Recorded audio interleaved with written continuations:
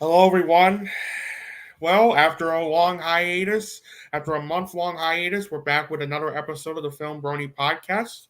I am, of course, Nick Canino, the guy in charge of this, and with me, I have a guest with me who started this whole podcast thing. So, introduce yourself. Yeah, it's been a long time, and it's been a long time coming, but better late than never. We might as well take care of the rest of the summer movies. Yeah, and I owe a lot of explanation for this because there's this drama going on that I'm not going to mention, but it's been taking up most of my time. And worst of all, it's my my I've been working a lot. I've been so tired a lot, and it's just like that's why that's why this podcast has been delayed for like over a month. So but now I got some good news for you guys. Not only are you getting a podcast not right now, but next week, in honor of Halloween coming up, we'll be airing the 50th episode of the Film Brony Podcast, where not only will one involve like the movies that came out this September as well as like in some parts of October, but we're gonna be doing something a bit different with some Halloween stuff, like honoring like celebrating like the best the best Halloween films that we've ever seen. So be on the lookout for that. But anywho, tonight's podcast is going to be an interesting one because we're going to be after we go over after we cover the remaining films for our summer list as well as the dog and pick of the show. We're going to talk about our top 10 worst and best movies that we saw this summer. So it's gonna be an interesting show, and I hope you guys enjoy it. So yeah, to get things started, why don't we start off with, of course, the Blu-ray Showcase. All right, 30 Days of Night by the director of the best Twilight movie.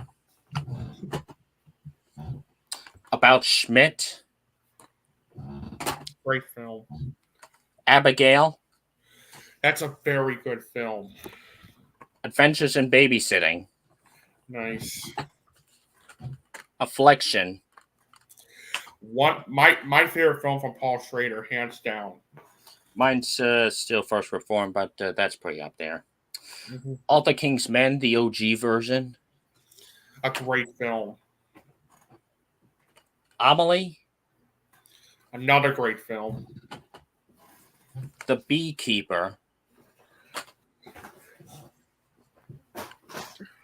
Being There.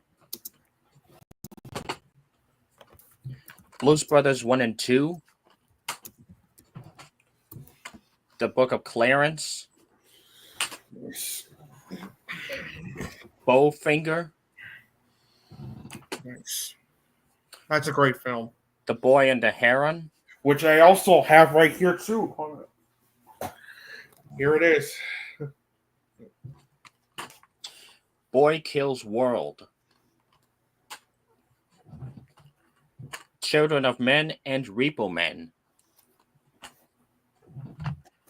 Dr. Jekyll and Mr. Hyde, the Frederick Marx version. Draft Day. Ed, Ed and Eddie, the complete series. Nice. The Edge. The Edge. That's a good one. Elmer Gantry. The Fall Guy. Great film. Frida. Ghostbusters Frozen Empire.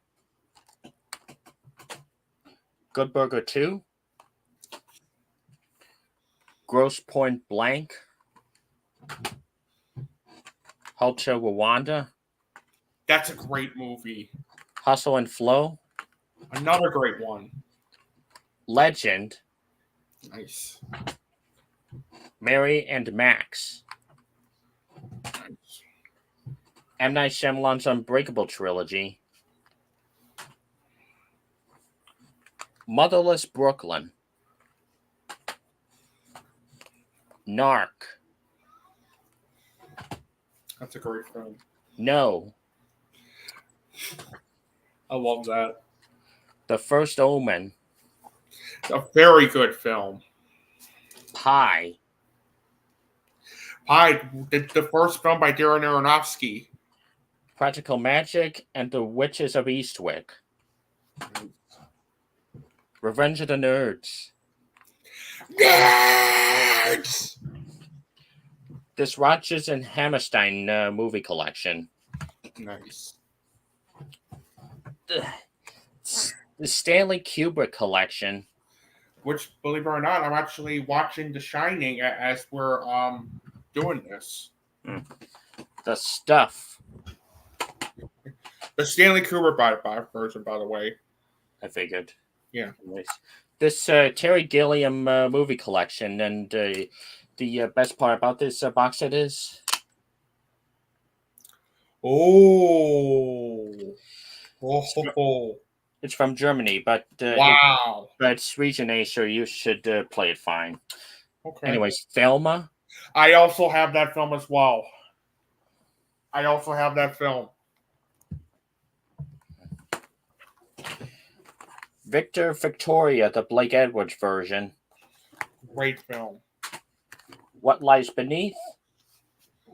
The Robert Zemeckis film. And last but not least, the OG Wicker Man. Nice. Now, I have a dozen Blu-rays right here. Some of them I've already shown on. Most of them I've already shown on the podcast. There are half that I have shown on the podcast, but I decided, you know what? I might as well show them right here on the podcast anyway, since I got them in better condition. So anyway, here they are. Brooklyn. That's a good one. Mm-hmm. My favorite film of 2015, Spotlight. One of my top 5 of that year as well. Wonder Woman. One of the best DCEU movies. Personally, my favorite DCEU film, but yeah. War for the Planet of the Apes. Best of the trilogy. Absolutely. Come at me, haters. Star Wars The Last Jedi. Third best movie of the series.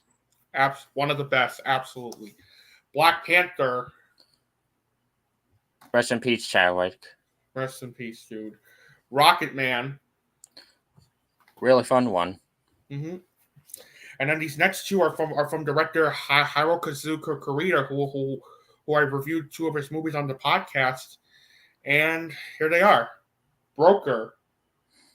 Heard good things about that one. Yeah. And finally, one of my favorite films from last year, Monster.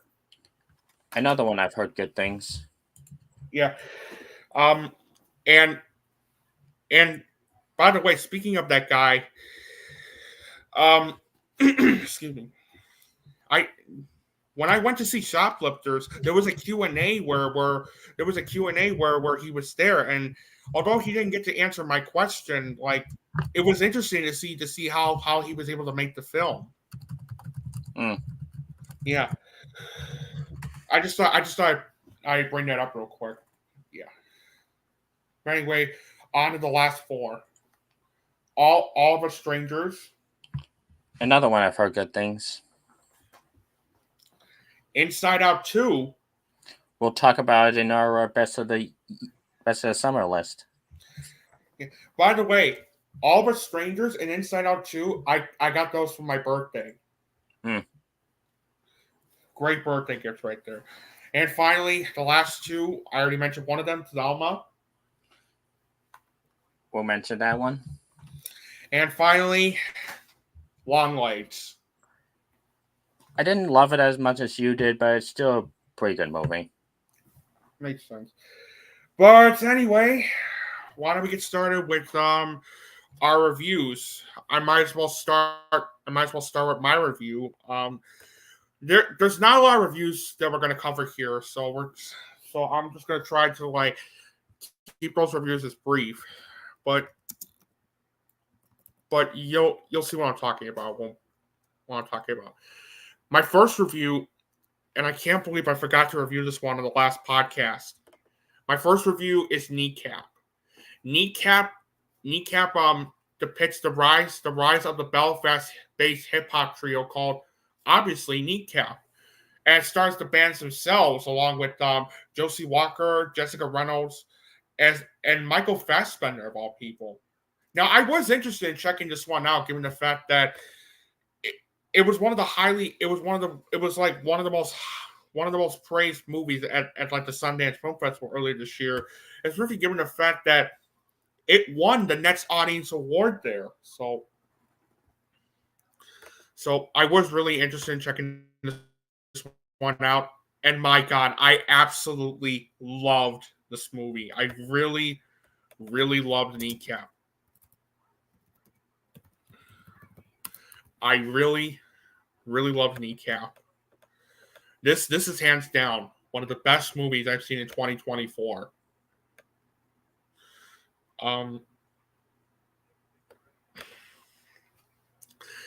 Not knowing much about the group made this fictionalized depiction one of the best experiences I've had going to the movies in 2024. It's one of those movies that I'm not a fan of hip hop or rap when it comes to music, yet Kneecap is an insanely powerful, exhilarating, and triumphant portrait about the rise of the Belfast-based hip hop trio Kneecap and how they became the cultural icon for Ireland as a result of them not only starting a movement, but also to keep the native language intact. And it's one of those movies that had a lot to say when it came to exploring themes involving like identity, culture, resistance, and language. And what I also loved about this movie is that with all that acclaim Kneecap had, also came controversy. Yeah, so this, which is a surprise given that both hip hop and rap are like two of the most controversial genres of music, but that's besides the point. Imagine if you cross Train Spotting mixed with Straight Outta Compton. That's Kneecap. My only minor nitpick I did have with the film is that I wish they could have added 10 more minutes of the film, since there were some things about Kneecap I also want to learn more about, but that's it. The story felt highly engaging. The directing and screenplay are both fantastic. The acting, especially from Kneecap themselves, as well as Michael Fassbender, was absolutely terrific. It's got a killer soundtrack, excellent cinematography, great editing. It's very well paced throughout. There are some good moments of humor sprinkled into the mix throughout, and it has a very satisfying ending as well. Overall, Kneecap is insanely honest, powerful, exhilarating, and triumphant, and above all, one of the best movies I've seen in 2024. 9.5 out of 10 or an A. What an excellent film. What an excellent film.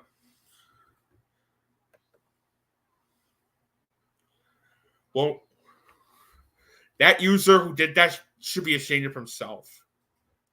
Like, seriously. Also, to answer your question earlier, John Wick and Beavis and Butthead fan, FTW alt channel, yes, I really like your new profile.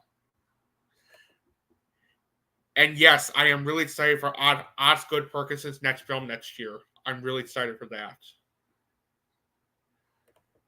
And hell yeah, it is. Animation is cinema.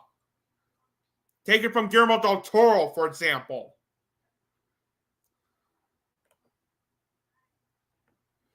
It is annoying as hell. Anyway, moving on from this. My next movie is Cuckoo. Cuckoo follows a teenager who moves to the German Alps to live with her father, but becomes disturbed by strange occurrences as her father's boss, played by Dan Stevens, embroils her family in a sinister plot. I saw the trailer for this when I went to go see Longlegs, and I was really curious about this one, given the fact that I really do like Dan Stevens, and the premise alone has had me interested.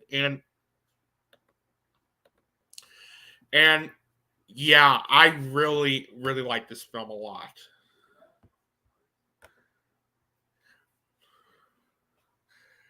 Remember that, folks. Animation is for everyone, not just kids, adults too. Anyway, back to what I was saying. I really, really enjoyed Cuckoo. My only issues I did have with the film is that there were a couple pacing issues. The movie suffered through some spots.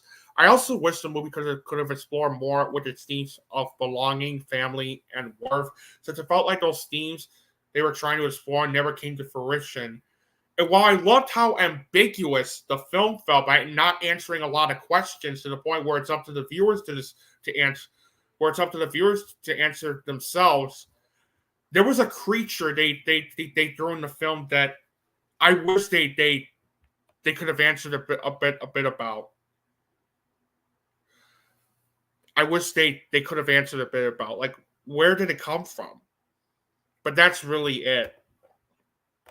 That's really it as far as my issues concerns. The story felt well crafted and engaging. Singer's directing was great, and so was and his screenplay was excellent, especially in terms of how well written the dialogue and characters felt. The acting was terrific. Hunter Schafer was terrific as Gretchen, while Dan Stevens was menacing yet terrific in this movie. I mean, my God, what a performance he gave on that film. And it's really interesting that this year he was also in Abigail, which he was one of the best parts about the film. And yet here he plays a really good villain in the film too. So yeah, that's something I thought of pointing something else, because I thought it would be interesting to point this out. The musical score felt eerie and haunting. It's got terrific cinematography, great editing, and the tension and suspense felt very real. Like that's what I really liked about Cocoon. It relied on real tension and suspense. This is something I really wish a lot of horror filmmakers would take notes from. Both horror and thriller filmmakers. But yeah, overall, Cuckoo features brilliant performances by Hunter Schafer and Dan Stevens. I found this movie to be freaky, yet chilling and intriguing throughout. 8 out of 10 or B+.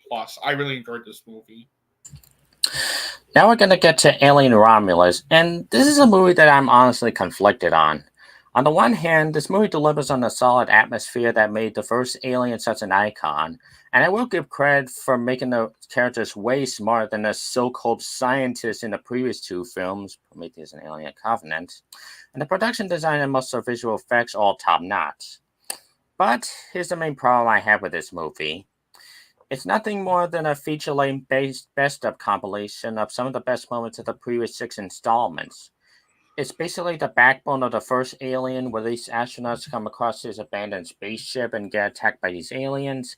They hammer in Ian home from the first movie, even though he's supposed to be a completely new character. There's the marine guns from Aliens. There's a scene where the alien gets close to the main chick's face because remember Alien 3? And there's also the hybrid getting sucked out of a hole created by acid into space because, yes, for out of Edge, I also saw Alien Resurrection. You can pretty much guess who's going to die and who's going to live, and by the end, I just got nothing new from it. In fact, I wouldn't be surprised if the working title for this movie was Alien Member Berries. I don't know, I guess this is technically the best Alien in 20 years, but then again, it's still not great. If you want to see this movie, go into it knowing what it is. Nothing more than a well-directed nostalgia train. Ultimately, I'll give Alien Member Berries the seal of accuracy. I didn't think I have to disagree with you, Søren, on saying this is Member Berries for this is Alien Member Berries, because I honestly didn't see Alien because minus a couple parts you mentioned, I didn't see most of Alien Romulus as being member berries for the sake of it.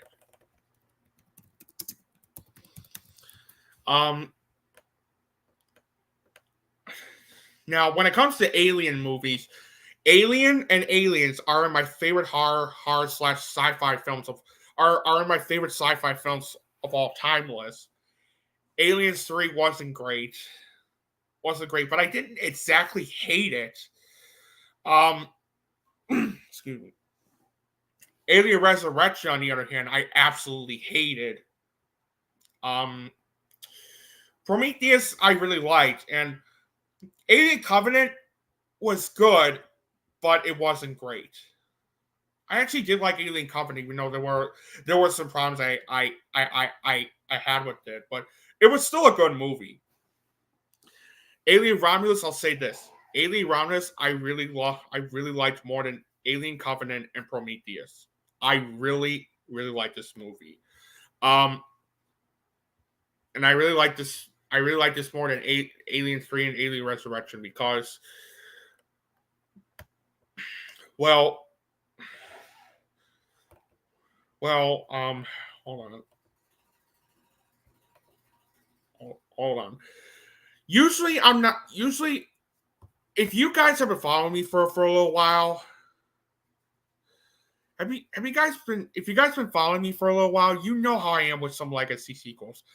Granted, if you do them right, then you get a very good film. Like, for example, Top Gun Maverick was a great legacy sequel to the first film. It was one of those films that you didn't really need to watch the first film in order to like know what's going on with Top Gun Maverick. Granted, I wanted to just because just to fill in the blanks, but that's besides the point. But when it comes to most legacy sequels, most of them haven't impressed me. Most of them have not impressed me, especially if you remember Jurassic World Dominion, which was the worst movie I saw in 2022. That movie was basically nothing but member berries for the sake of it, and it was an absolute slap in the face to not only the Jurassic Park, but the works of Michael Crichton as well. Now that I saw Alien Romulus, however, how did I feel about it? Well, I really like this movie. I actually really like this movie. In fact, I'm going to say this right now. This is, of all the legacy sequels I've seen, this is one of the better ones. Alien Romulus was one hell of a thrill ride from start to finish, and it had me on the edge of my seat throughout most of the film.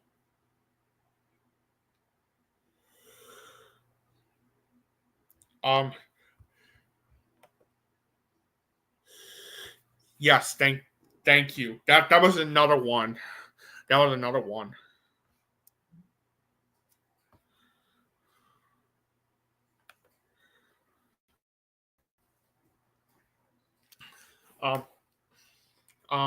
Now I do have some issues with this movie. There are some issues I had with this. Minus Rain, Andy, and Kay, there were most of the characters.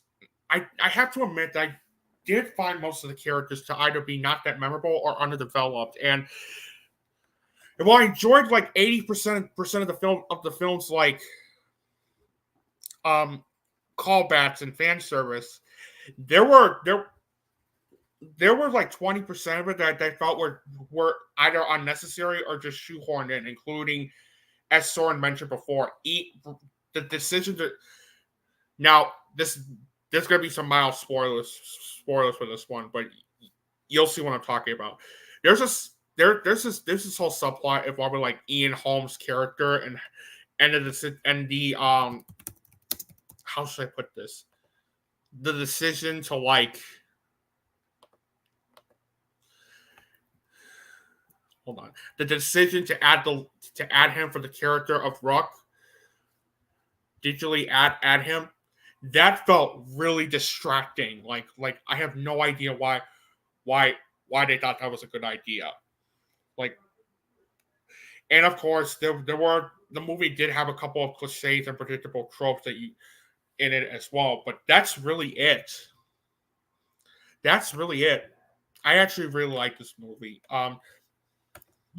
The story felt nicely structured. It's got a solid screenplay, excellent directing by Fede Alvarez. The acting was very good. Cally Spaney was fantastic as Rain, and the actor that played Andy, the android, he's played by let's see here. let's see. He's played by David John Johnson, and he was absolutely brilliant in this movie. He was brilliant. It's got a brilliant musical score, terrific cinematography, solid editing and pacing, excellent mix of practical and visual effects, terrific production design. The tension felt real, mainly due to its claustrophobic atmosphere, and a third act that had my jaw dropped and on the edge of my seat. Yeah, overall, Alien Romulus is exciting, highly entertaining, chilling, thrilling, and without a doubt, one of the better movies in the Alien franchise. 8 out of 10 or B+. I really enjoyed this one. Yeah, the third act was fucking crazy.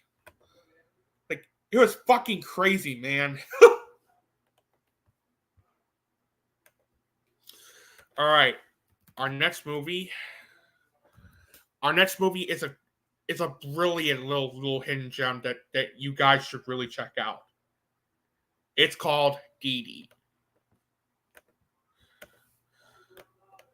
Now, if you don't know what Dee Dee is, here's the gist of it. Let me look this up really quick. There we go. Aha, there we go.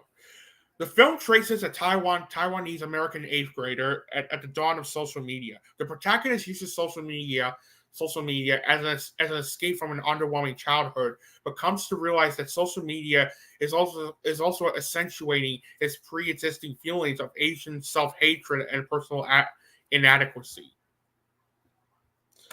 I saw the trailer for this when I went to go see The Bike Riders, and I was really interested in checking this one out, given all the praise it's been getting, and it was also because of the fact that at the Sundance Film Festival earlier this year, it won the audience award there as well. So that's why I was really interested in checking this one out. And guys, it is not hard to see why this won the audience award. Dee Dee is one of the most deeply moving and relatable films I've seen this entire year. It's a wonderful coming-of-age portrait of friendship, belonging, and loneliness, as well as knowing who you are and what it means to be growing up, and what it means to grow up. Every once in a while, I come across a movie that not only speaks to me from the heart, but also feels deeply moving, real, and relatable. Dee Dee is that film. There are so many things I absolutely love about Dee Dee that I don't know where to start. Oh, I know. How about the acting? The acting was terrific. Isaac Wang delivers such a riveting breakthrough performance as Chris. And Joan Chen gives out one of the best supporting performances I've seen this entire year as the mother. Like, her performance felt so raw and riveting that I honestly thought at times I forgot I was even watching a movie. The story felt highly engaging. Sean Wayne's directing was fantastic, and so was the screenplay, especially in terms of how real and fleshed out and relatable the characters felt and how well written the dialogue felt as well. It's got a very good soundtrack, terrific cinematography, great editing. It's very well paced throughout. I also love the humor the movie sprinkled in, including this one scene that had me laughing so hard. I'm not gonna go over what it is, but once you see the movie, you'll know what I'm talking about.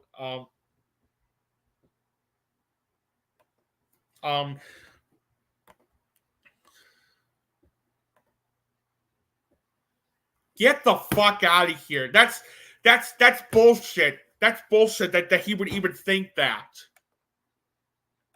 Sorry.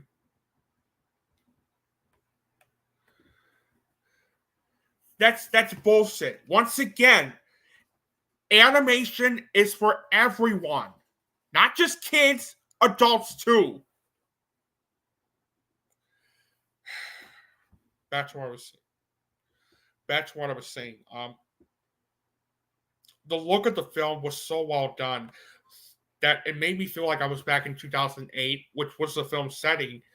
And without spoiling what happens, it also has one of the most touching endings I've seen in a movie this entire year. Like that last shot Exactly.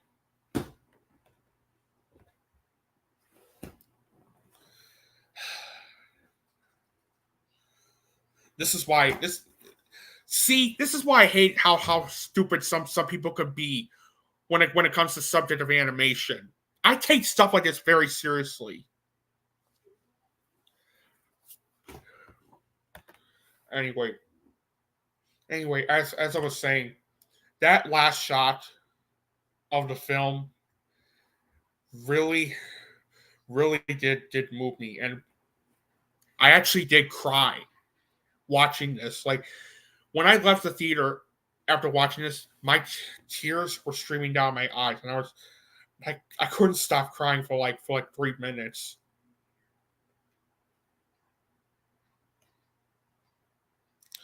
Yeah, that's how emotional this ending was. Yeah, overall, I absolutely love Dee Dee a lot. Dee Dee is funny, charming, deeply moving, and above all, one of the year's best films. And without a doubt, I'm going to give Dee Dee a very enthusiastic 10 out of 10 or an A+. One of the best movies this year. Well done, Sean Wang, well done, Sean Wang. I can't wait to see what you do next, dude. Seriously, that was brilliant. That was brilliant. And anyway, moving on to the next film I have is Skincare. Skincare stars Elizabeth Banks and Lewis Pullman, and it's about Hope Goldman, a famed Los Angeles aesthetic who suspects Angel, played by Luis Gerardo Mendez, a rival aesthetic who opens a boutique directly across from hers, of stalking and harassing her. With the help of life coach Jordan Weaver, played by Lewis Pullman, the two embark on a quest to uncover the identity of the blackmailer, save her business, and clear her name.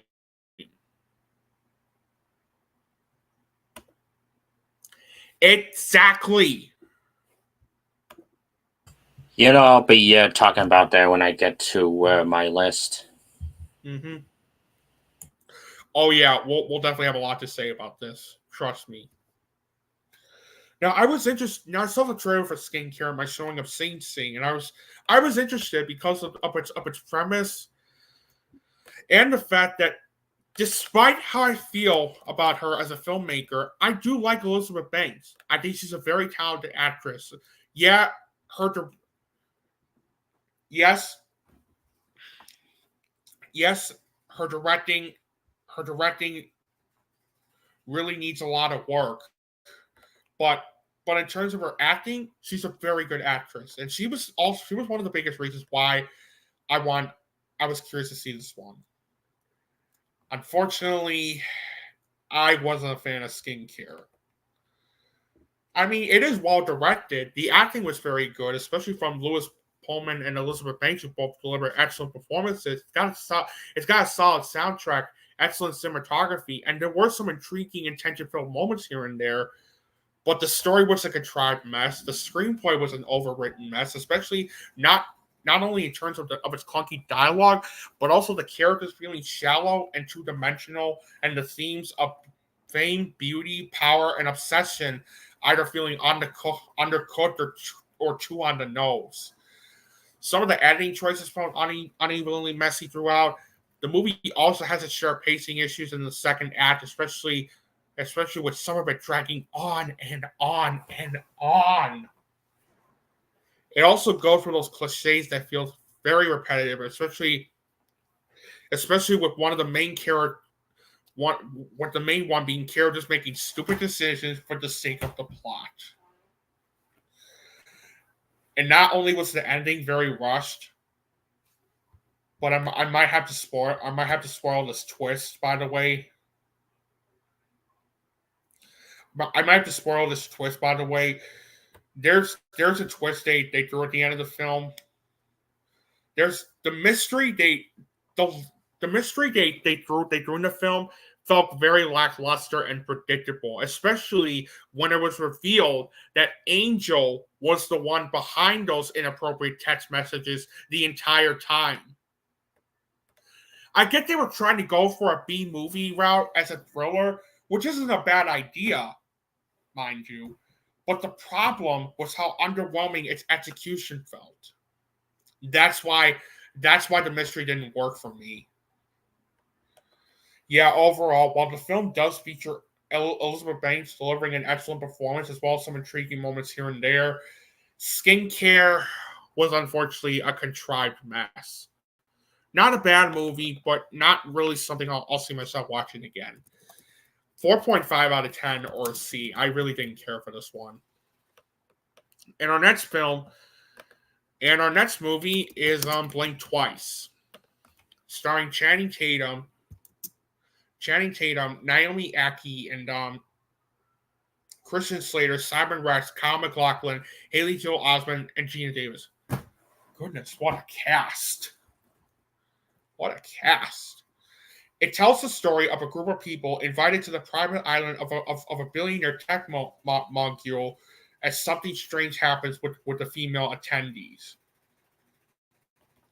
I saw the trailer for it at my showing of Challengers, and I was intrigued to check it out since Channing Tatum is a really good actor. Since I really do like Channing Tatum, and I was really curious about this one, given the fact that Zoe Kravitz, as an actress, she's a very talented actress, would also be directing this one too for her directorial debut. And honestly, this was a very good start. I thought this was a very good start. Although I will say this, it's going to divide a lot of people, especially in terms of its themes and messages it's trying to get across. Now, here's what I really like about this movie. The story felt interesting and engaging. Zoe Kravitz, for her first time directing a movie, did a very good job guiding us through this place that looks peaceful, but in reality is something from hell. The screenplay was very good, and that's mainly in terms of how interesting and well-developed the characters felt and how well-written the dialogue felt as well. The acting was terrific. Channing Tatum was brilliant as Slater King. Naomi Ackie also gives out such an excellent performance as Frida, while Christian Slater, Simon Rex, Kyle MacLachlan, Haley Joel Osment, and Gina Davis are also fantastic in the film too. The score was excellent, and that's mainly due to it giving off the eerie vibes. The cinematography was terrific, especially in terms of the coloring. It's got terrific sound mixing and design. The tension that feels uneasy yet real. It's got some good moments of humor sprinkled into the mess. The social commentary involving society and the behaviors of sexual violence was disturbing, yet well executed with the way Kravitz exposes it. And as for the third act, oh man, wow. The third act was fucking bonkers. Especially with the way the film shows it all. Like, my God. Now, I do have some issues with the movie. Now, with that being said, the pacing was a meandering mess in the second act. There are some editing choices that felt very uneven at times. And I was not a fan of the ending. While I get why they did this, it had me going, wait a minute, so if that happened, then why is this happening? Like, maybe it's just me, but I thought I get my point across.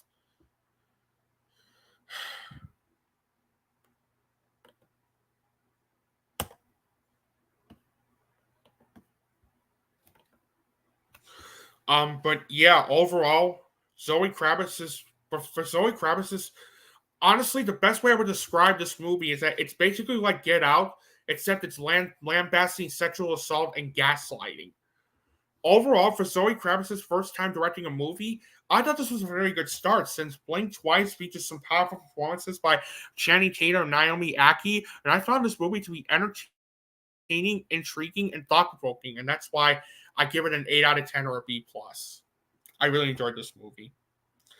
And for those who are wondering, am I the only one who was getting sick and tired of like Mega Minion trying to spam comments about like DreamWorks Animation and stuff? Like, dude, I don't hate DreamWorks Animation. I hate what they've been doing for the past 3 years and stuff. You don't need to spam comments a lot.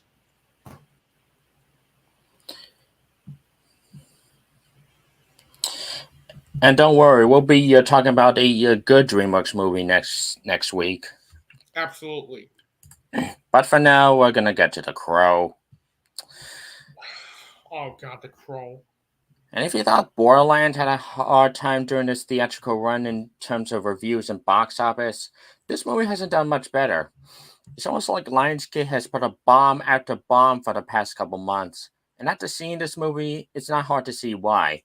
While the visuals and cinematography can be nice at times, and it retains the origin of the original film when it could have been easier to go PG-13, this movie is just a mess. Unlike the original film, which jumps straight into the superhero action ASAP, this movie takes a sweet time to show us the romance between the main character and his girlfriend for the first 35 minutes. I wouldn't mind so much, except these two dingleberries are about as interesting as watching paint dry after getting spilled on top of tax papers. And these actors try way too god to sound gothic, like they cover themselves in tattoos, boast about their traumatic past and everything. Seriously, you could have had them played by Lucy Loud and Misery from Ruby Gloom, and even they wouldn't be as pretentiously goth as these two. And even when this guy becomes a crow, all he does for most of it is wander around the city and talk with this old man in the afterlife, while once in a while acting off a bad guy. I'm not kidding, that's most of the entire movie. It was so fucking boring, and it made no sense whatsoever. I remember the ending of the original film where after avenging his girlfriend's murder, the crow finally gets a chance to rest and be reunited with her in the afterlife. That's okay, because this reboot doesn't either, as spoiler alert, but who gives a shit? He gets a chance to bring his girlfriend back to life, while also teasing that they'll see each other again in a sequel that'll never happen because this movie bombs like a motherfucker. Overall, why does this movie exist? Rather to remind you of how much of a classic the original was. Oh my God. And why is August starting to become the new January at this point? Regardless, this was a boring and excruciating experience from beginning to end, and I'll give it the seal disapproval. For me, I hated this movie. For me, Søren, I hated this movie. I hated this movie. This is up there with like Borderlands and Madam Web as being the worst of the worst that I've seen in 2024. It was so bad.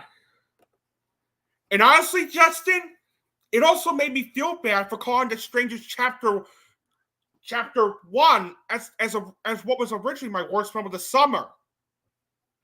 That's how bad this is. Okay, first off, the original Crow is one of the best action movies I've ever seen. It's visually stunning and very, very well. It's visually stunning and just exhilarating. And Brandon Lee was brilliant in that film. This is his best performance to date. Immediately after I got done rewatching that movie, I also watched the behind the scenes look for the film, and Brandon Lee said that this is his best performance he'll possibly be in to date, in which he was not wrong. As many critics praised his performance. Even some that weren't fans of the movie said that Brandon Lee was fantastic. So the original Crow is a fantastic film. It's one of the best action movies I've ever seen. This reboot, on the other hand, is a fucking piece of shit.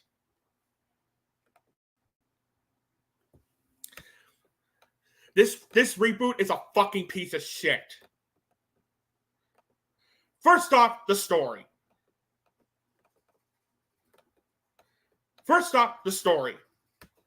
Like, oh my God. Like, the story was a contrived mess. The screenplay absolutely sucked, mainly due to how terrible the dialogue and mainly due to its terrible dialogue and characters that come across as being one-dimensional and trying way too hard to be gothic. The directing was atrocious. The acting was terrible. Bill Skarsgård really tries to give it his all as Eric Draven, but all that talent felt horribly wasted due to how poorly written his character felt and how he's not given that much to do in the film. Danny Houston was absolutely terrible as a villain named Vincent. The soundtrack is an obnoxious scrambled mess of noisy chaos. It's got bland cinematography. The editing was a muddled mess. And holy shit, the pacing in this movie. The fucking pacing! I'm not kidding that this movie has some of the worst pacing I've seen this entire year. Since for a movie that's 110 minutes long, and that's including credits, it felt like it was going on for 3 hours. 3 hours! I seriously felt like falling asleep. Like, there were times where I seriously felt like I was ready to fall asleep. But I had to keep going. I had to keep going because I had to watch the whole thing.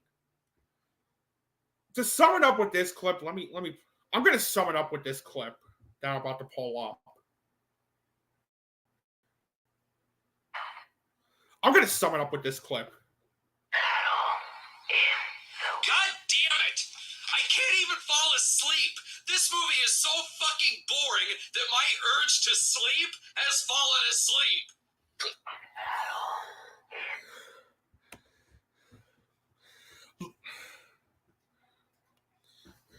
Yeah, that's how boring this movie felt. That's how boring this movie felt.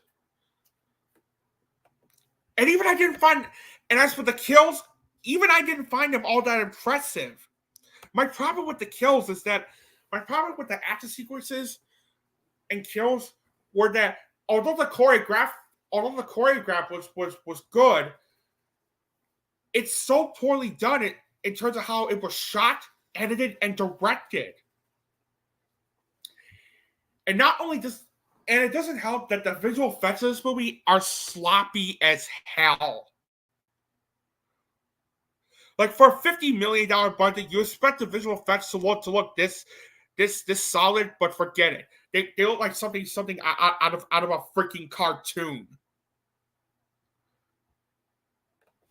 I get they were trying to be more faithful to the comic books, but the problem is it doesn't work. It's got cliches up the ass, and the ending where, oh my god, as Søren pointed this out, where he revives Shelley, and that he'll see her again in this sequel, which, God forbid, is not going to happen, was an absolute slap in the face. Especially given that this movie cost $50 million to make, yet it only made almost $24 million. Oh yeah. And I thought I would mention this because after the movie flopped, Rupert Sanders threw a goddamn fit and said this. He decided to be a fucking pussy by throwing a fit and saying this about the movie's failure.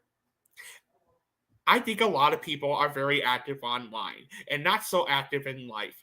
Get out and do something and have less time throwing stones. I think it would be great just for people to know that this is a reimagining and wildly different from the original, and that the original is still there. I have it recorded over anyone's VHS. You can still go and see that movie. I hope this movie resonates with people who loved that movie when they were in their teens. This is my version of that text. It was my adaptation of James's graphic novel, which I love. Which I love. Are you that stupid? Are you that stupid? The reason why the movie flopped both critically and commercially, is because no one wanted it. No one wanted to see the reboot. Are you that fucking stupid? And because nobody even asked for a reboot. Yeah, really. Good luck trying to get another project after you threw a shit fit, Rupert. That pissed me off so much. Like I. Oh my god. That really pissed me off so much. Yeah, I mean, is it any surprise why I hated this movie? Yeah, overall, this is one of the worst movies I've seen this entire year. And The Crow is without a doubt one of the worst reboots I've ever seen in my entire life. Lionsgate and Rupert Sanders, as well as the producers, should be downright ashamed of themselves for creating such a cynical reboot that nobody, and I repeat, nobody wanted or asked for. Yeah, this is one of the worst movies of the year, without a doubt. And it is the seventh movie this year that I am giving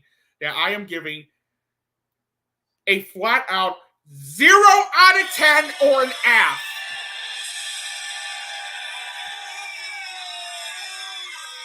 Boo! This movie is an absolute disgrace. Do not watch this movie. Not even if you're curious about this one or you're even fans of the original Crow. It is an absolute slap in the face to not only fans of the original film, but to fans of the graphic novel as well. Do not waste your time. And sadly, Lionsgate, this isn't the only dud Lionsgate has faced this year, along with Borderlands. There were other duds that Lionsgate faced that we're going to talk about in the next podcast, but boy, they're having a shitty year. I'll tell you. Anyway, I got two more movies left to cover before we talk about the worst and best films of the summer podcast. Next up is the thriller film that every horror fan has been talking about ever since it first came out. I didn't get a chance to see it because I saw another film that I'll talk about later, but my God, this movie was fantastic. It's called Strange Darling. The film focuses on a man and a woman set in rural Oregon who engage in a one-night stand that devolves into a cat and mouse game of murder. It is divided into 6 chapters arranged in a non-linear order and presented as a dramatization of the pinnacle of a serial killer's years-long murder spree in the western United States.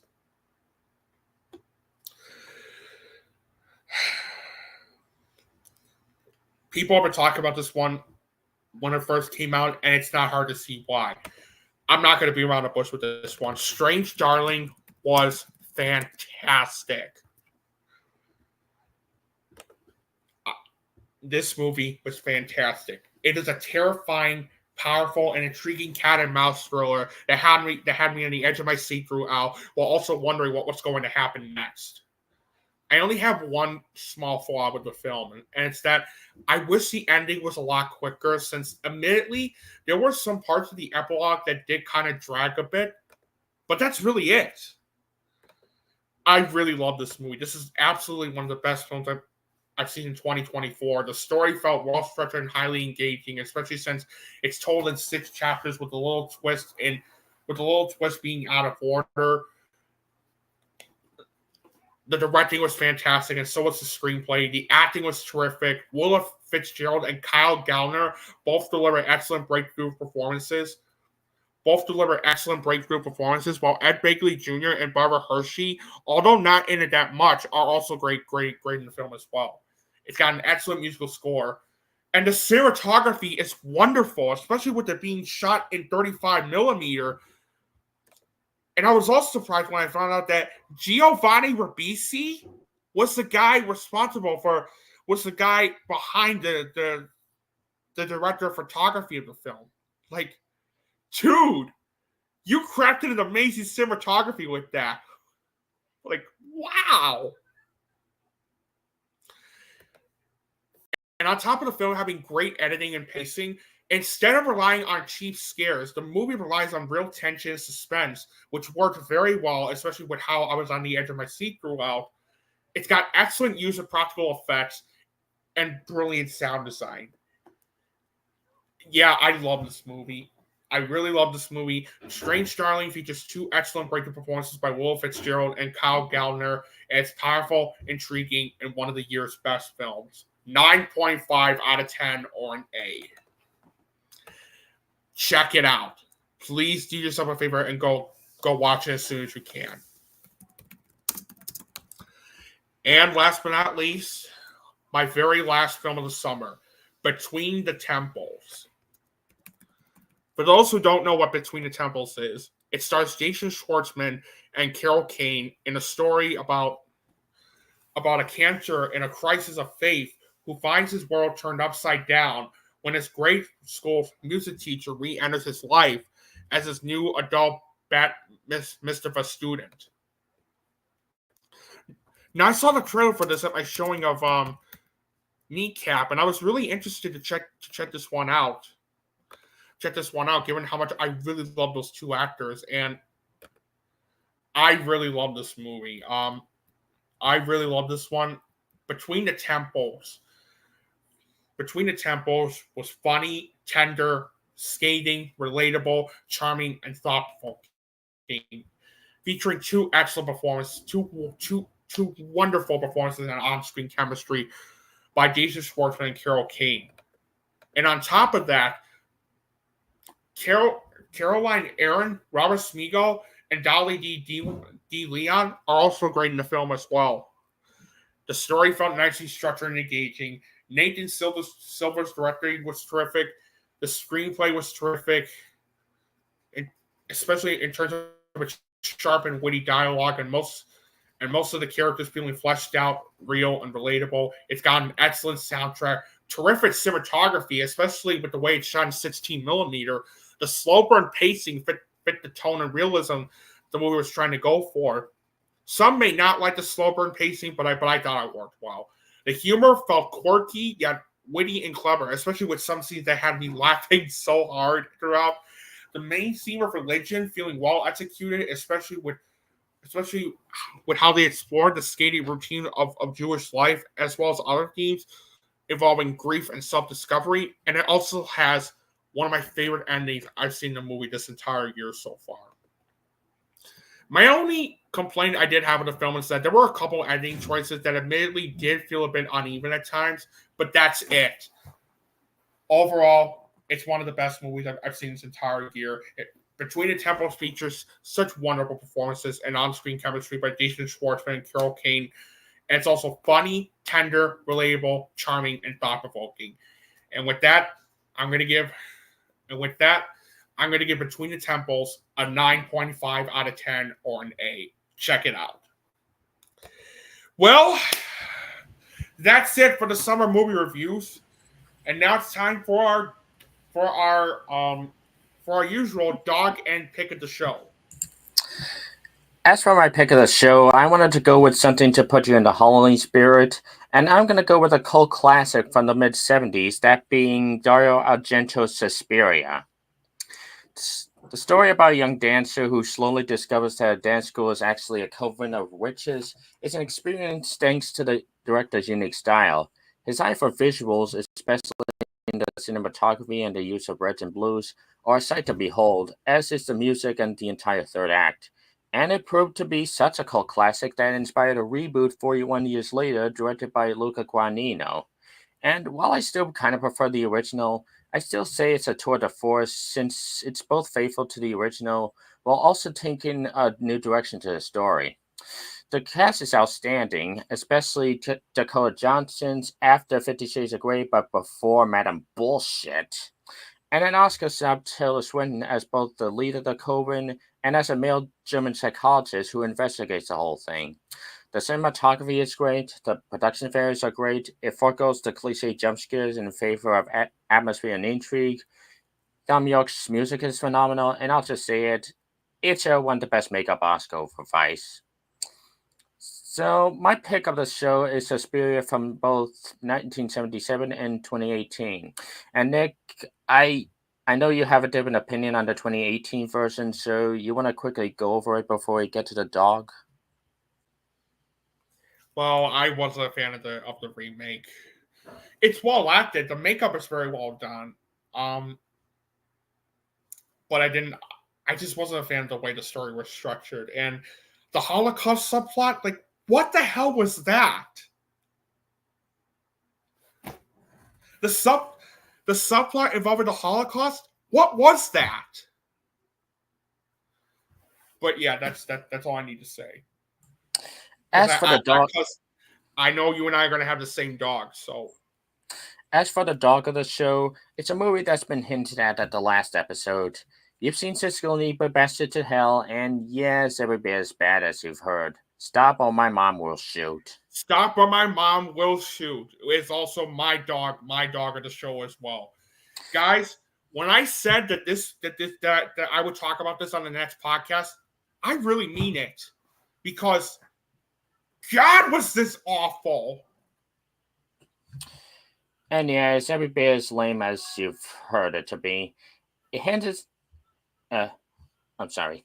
Now, in case you don't know, it's about a mom who embarrasses her cop son, and that's it. It's pretty much about a mom who embarrasses her cop son. It all hinges on this one joke, and it doesn't even go past it. All this movie is just Del Getty trying her damnedest to appease Sylvester Stallone as a cop and embarrassing herself and him every step of the way. It's barely humorous for 1 minute, but it's straight up insufferable for 87 minutes. If this is your kind of humor, I guess go watch it. Otherwise, avoid this like the plague.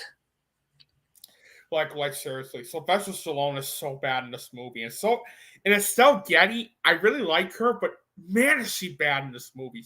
There's no chemistry between Stallone or Getty whatsoever. The story was an absolute joke, since it's basically one joke throughout the entire movie where it's Estelle Getty embarrassing Sylvester Stallone. That's literally it. And how about this idiotic dream sequence scene where we literally see Sylvester Stallone in his adult diaper? I'm not kidding. Sylvester Stallone in an adult diaper. You think I'm kidding? Let me look this image up for you.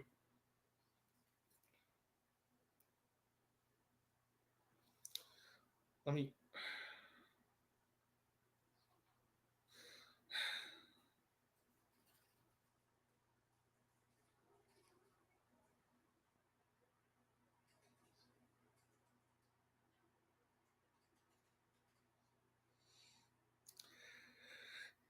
Yeah, here it is.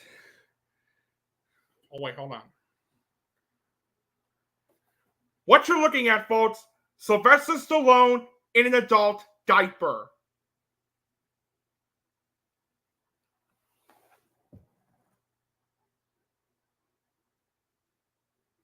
Hey, Søren, you're muted. Oh, sorry.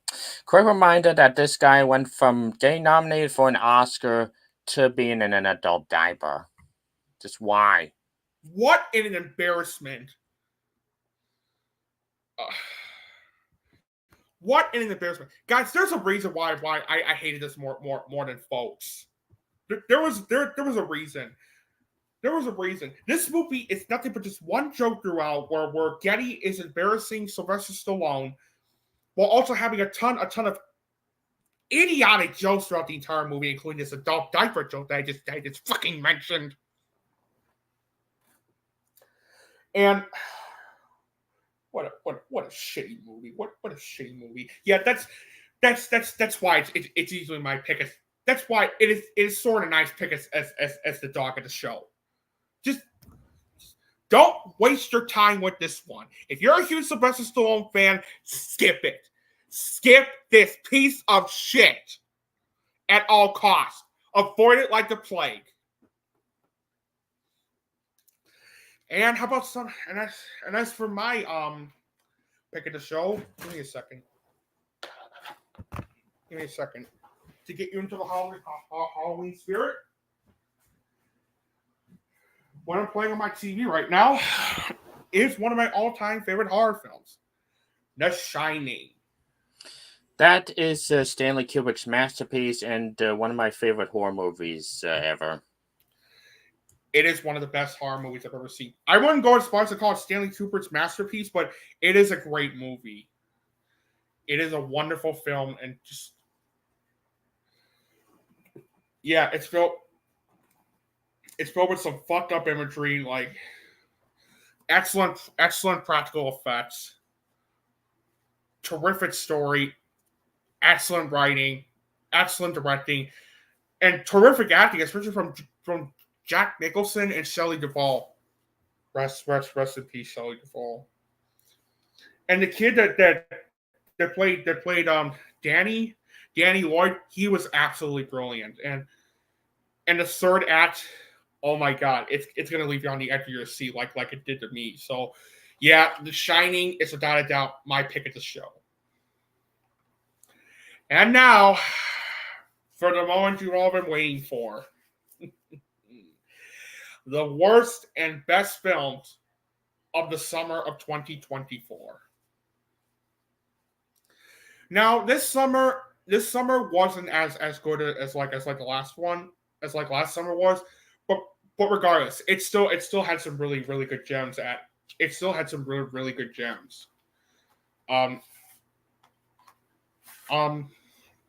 Now, like always, I'm gonna say this too.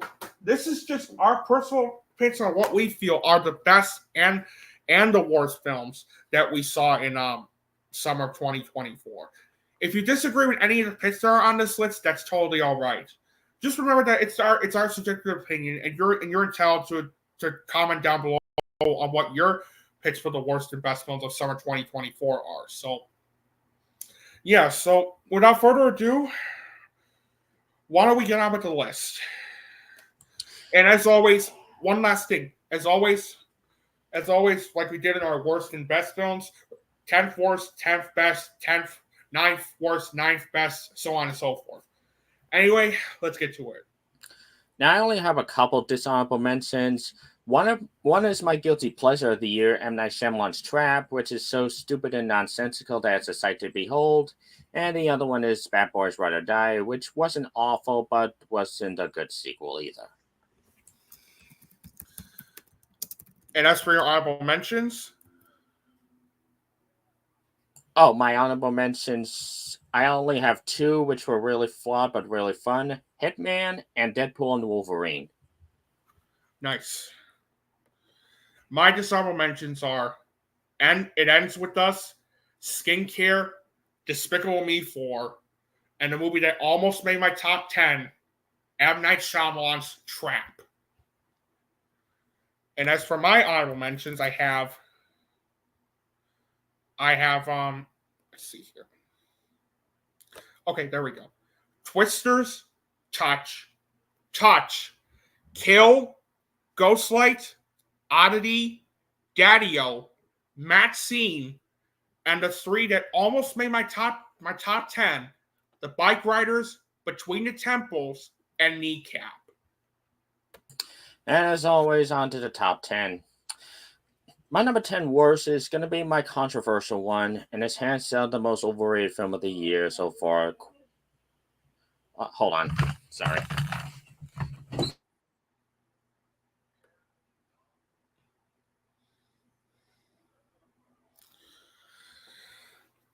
I was about to say, let's get to the list.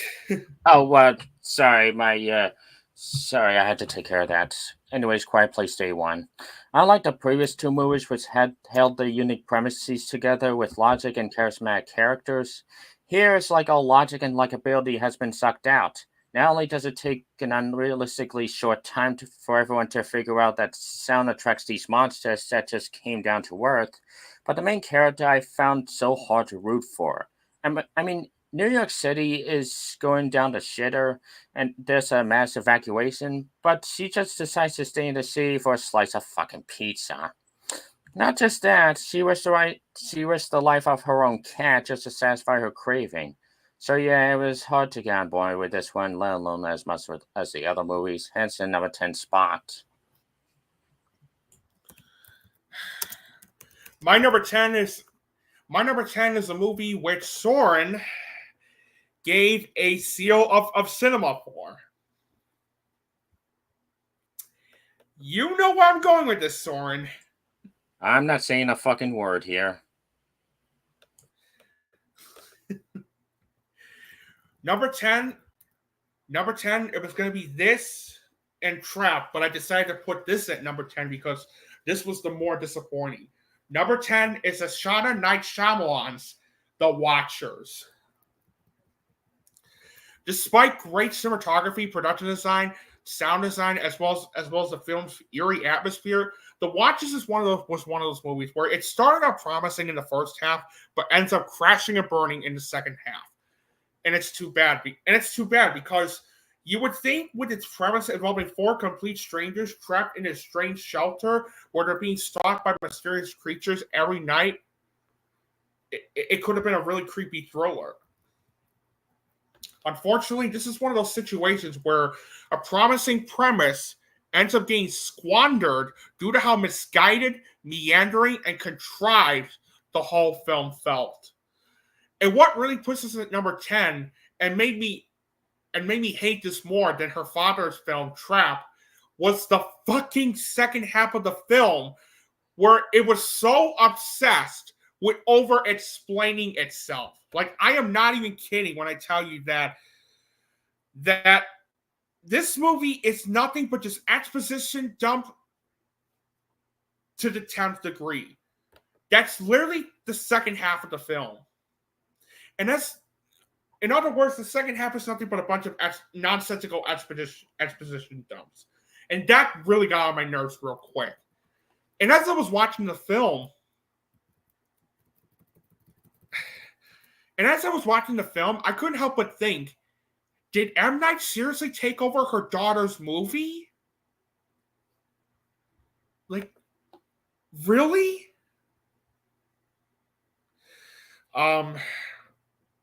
And of course, Dakota Fanning really tries her best in the film, but she and the others but she and the other cast.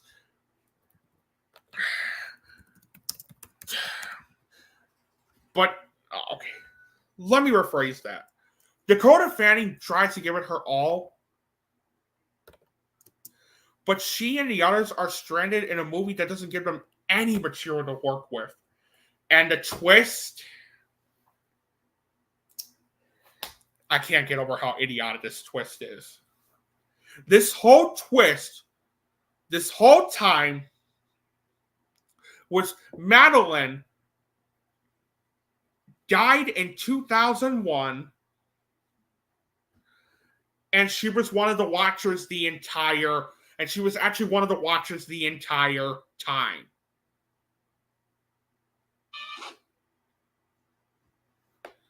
Might as well play this. What a twist! What a twist!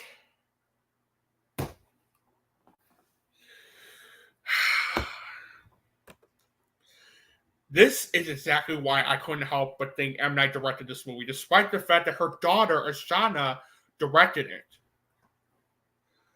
And I wouldn't be too shocked if since he was one of the producers, he suggested adding the twist. I wouldn't be too shocked if that was the case. Yeah, overall, The Watchers has a couple of creepy moments in the first half and an eerie atmosphere, but they were not enough to save this movie from being such a misguided, contrived, and meandering mess, and that's why it's number 10. It's number 10 on my list. And if you thought I was kidding, and Justin, no, I was not. I'm not kidding. The twist was that Madeline died in 2001, and that she was one of the Watchers the entire time. Fuck this shit, man. My number 10 best was my most anticipated movie of the summer, and why I didn't think it was as masterful as I hoped, is still a really good movie. That being Furiosa or Mad Max Saga. I'll talk about that in a little bit. While I still complain about some of the pacing and especially the CGI, it's still an engaging story about the rise of the fan favorite from Fury Road, from childhood to right before the events of Fury Road. The action's a hell of a time, the music and most of the production values are just as great as before. The cast is great, especially Chris Hemsworth, and it's a worthy spiritual successor to one of the best movies ever made, albeit a worthily flawed one, which is why it's my number 10. My number 10 was the very first film I saw this summer, The Fall Guy. I'll talk about it later. It was the very first film to kick off the summer season, and boy, did it started off with a bang. The Fall Guy was a hilarious, exhilarating, and highly entertaining action comedy that is also a brilliant love letter to filmmaking and the art of stunt making. Ryan Gosling and Emily Blunt are both terrific in this movie, and so are Aaron Taylor Johnson and especially Winston Duke. The story felt highly engaging, the writing felt clever and intelligent, and the way David Leitch, who, by the way, directed Bullet Train and Deadpool 2, as well as Atomic Blonde, directed the action sequences as well as the movie, especially with the amount of stunts he used for the film, is nothing short of spectacular. Especially when it came to the third act, which was chaotic, yet exhilarating and a lot of fun to watch. And it was also really funny as well. Yeah, there were like 12% of the jokes that didn't land for me, but it didn't quite work for me. But nevertheless, 88% of the jokes landed very well with how clever and witty they felt. Yeah, I really love this movie. I really like Bullet Train, and I enjoyed Atomic Blonde and Deadpool 2, but The Fall Guy is honestly my favorite movie that David Leitch has done yet. And yes, the ending was hilarious. It was hilarious, indeed. That's why The Fall Guy is a perfect way to kick off my top 10 best. Well done, David Leitch. My number 9 was, like I said before, I like a good Western, but these two movies ain't it. My number 9 is a tie between The Dead Don't Die and Horizon and American Saga Chapter 1. I will give both directors credit for trying, as well as the cast, but the problem with both movies is that they're generic and boring, especially in Kevin Costner's case, which felt less like a movie and more like a commercial for this Western cinematic universe. And given how so far I've heard Chapter 2 is just the same shit, and that Warner Bros. Wants to bury the rest of these movies ASAP, this franchise is pretty much dead on arrival. Thus, it's more than worthy of the number 9 spot. My number 9 spot is the worst animated movie I've seen this summer, the Garfield movie. Another one I'll discuss later. Oh my god.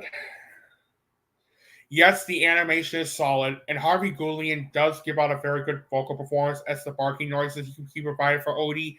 And there were two jokes that I did laugh at throughout.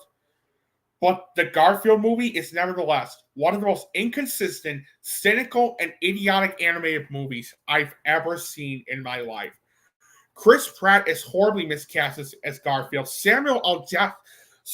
Jackson, who I really, really like, was so goddamn obnoxious as Vic.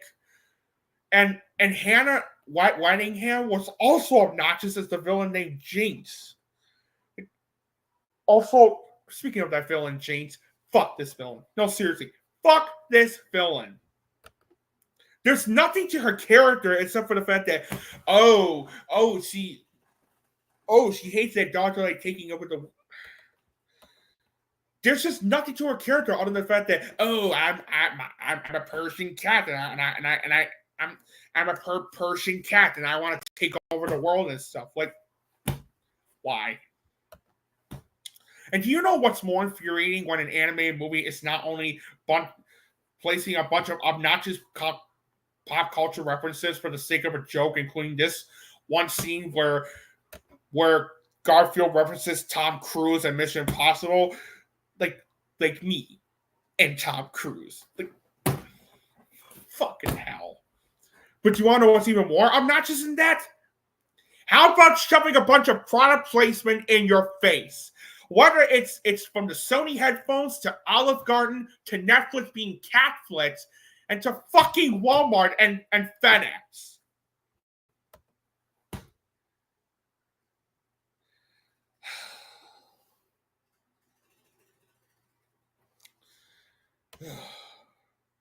When you make the live-action Garfield starring Bill Murray look more Oscar-worthy and faithful in comparison, you know we have a problem here, Sony. And the fact that this movie made more money than my number 9 best I'm going to talk about in just a bit really, really angers me to no end. It really, really angers me. I'll get to that when I get to my number 1. We will talk about that in a bit. We will talk about that in a little bit because both Sword and I we have a lot to say about this one. So wrapping this up, yeah, it is the worst animated movie I've seen this summer, and that is why it is my number 9 worst. My number 9 movie. My number 9 best is Jeff Nichols' The Bike Riders. While it doesn't really add much to the genre made famous in the 60s and 70s, it's still worth a watch thanks to writing and directing, and especially thanks to the cast. Joey Comer, Tom Hardy, and Austin Butler all give it their all in their roles, and seeing them interact with the 60s bike culture is worth seeing, which is why The Bike Riders is my number 9 best. My number 9 best is the movie Søren just mentioned, and here it is. Furiosa, a Mad Max saga. The fact this bombed at the box office and the Garfield movie made more money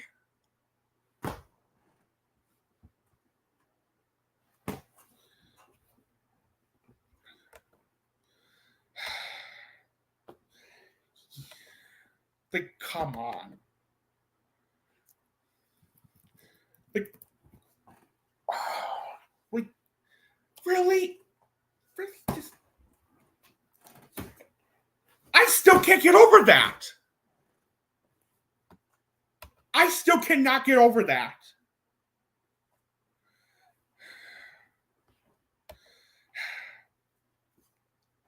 Because they just missed out on what I consider to be one of the best prequels I've ever seen. They really missed out on this one. Anya Taylor-Joy gives out one of her best performances as the titular character, and Chris Hemsworth was fantastic as Dementus, the villain. And on top of fantastic directing by George Miller, terrific cinematography and editing, a well-structured story on how Furiosa came to be, as well as excellent writing and a very satisfying ending that ties it brilliantly to Mad Max Fury Road. What really had me gushing all over this movie was the spectacular action sequences. Like, holy shit, the action sequences are out of this world. Especially the truck sequence, which had my jaw dropped throughout. The amount of stunts they used for those sequences alone, like, wow. The only thing that kept it from being in my top 5, and my top 5 best is that there were a couple of CGI effects that did come across as being messy at times. I completely agree with Soren on this one, but that's it. Overall, Furiosa is captivating, exhilarating, and absolutely one of the best prequels I've ever seen. And that's why it is number 9 on my list. My number 8 worst is a sequel literally nobody asked for, My Spy the Eternal City. While I still think the first movie was fine enough, this movie is what I originally feared the first movie would be. A cliche as hell story, actors who don't even try, hit or miss humor, and a soundtrack that's just obnoxious. This is a sequel I wouldn't recommend to the biggest fan of the first movie, and it's my number 8 worst. My number 8 worst. Soren will mention this one in a bit, but this is one of the worst biopics I've ever seen, and it is Back to Black. What are the worst, you mean? Yeah, one of the worst. That's what I said. Boy, did this one piss me off so much. Back to Black is an inconsistent, soulless, and exploited biopic on Amy Winehouse that says nothing about her life and the things she accomplished, and it's nothing more than a complete waste of time.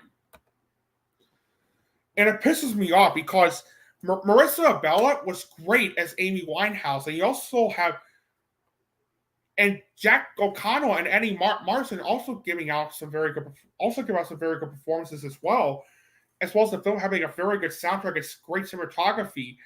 But man, this is one of those biopics that feels more exploitative and tone deaf, especially with the way it shows the worst aspects of Amy Winehouse, especially with her like drug addiction. Like, oh my god!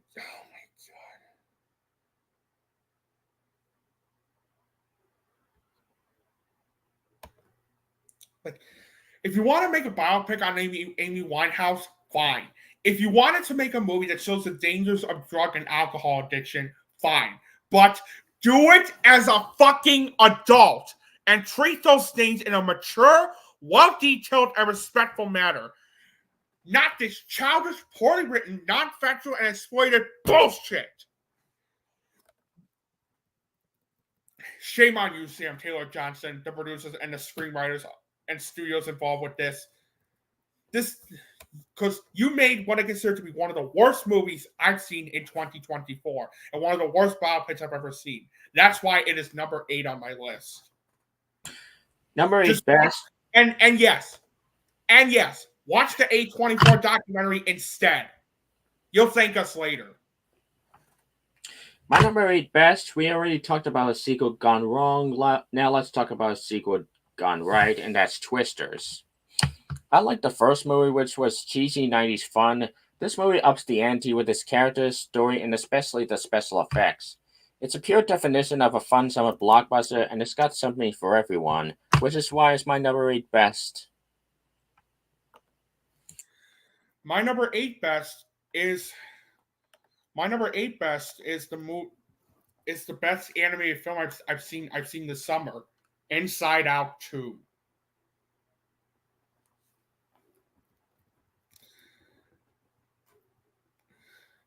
Yes, it wasn't as groundbreaking compared to the first film, but let's be honest, did it really need to be? This movie expands on what audiences loved about the first film, and it brilliantly executes its message its theme and message that people, no matter which generation they are, will be able to relate to.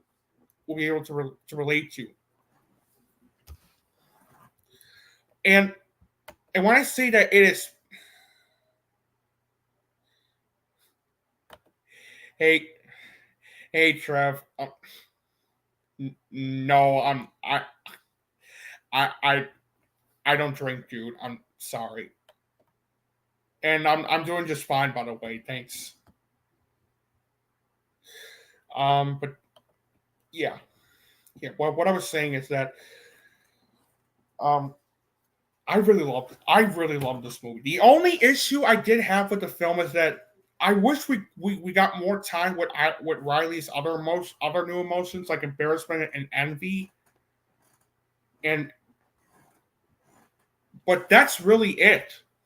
On top of the film having fantastic animation, clever writing and humor, excellent directing, and terrific voice acting from everyone involved, including Amy Poehler as Joy and Maya Hawke as Anxiety, the story as well as the main theme of joy versus anxiety felt very well executed as well as relatable.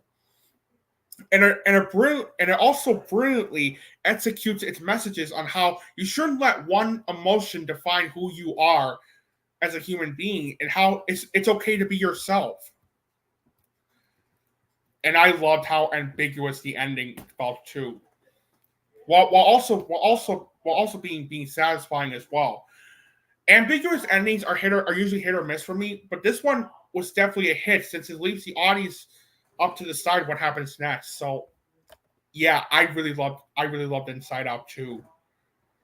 I really loved this film. It was relatable. It was funny. It was moving, and above all, it is easily my number 8 best.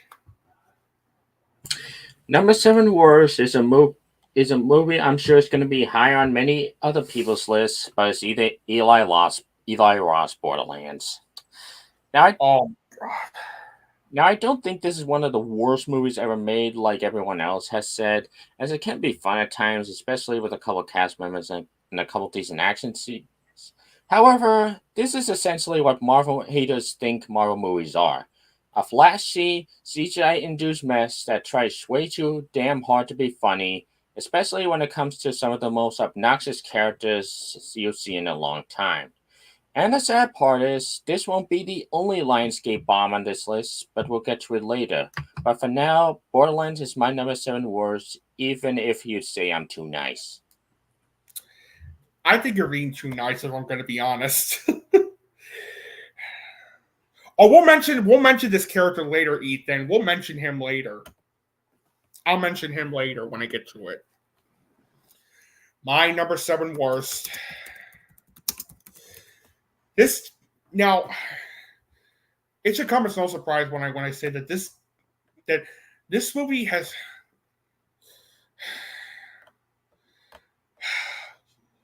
Let me rephrase what I just said. Okay. Let me rephrase what I just said. Let me move this up a bit. Give me a second.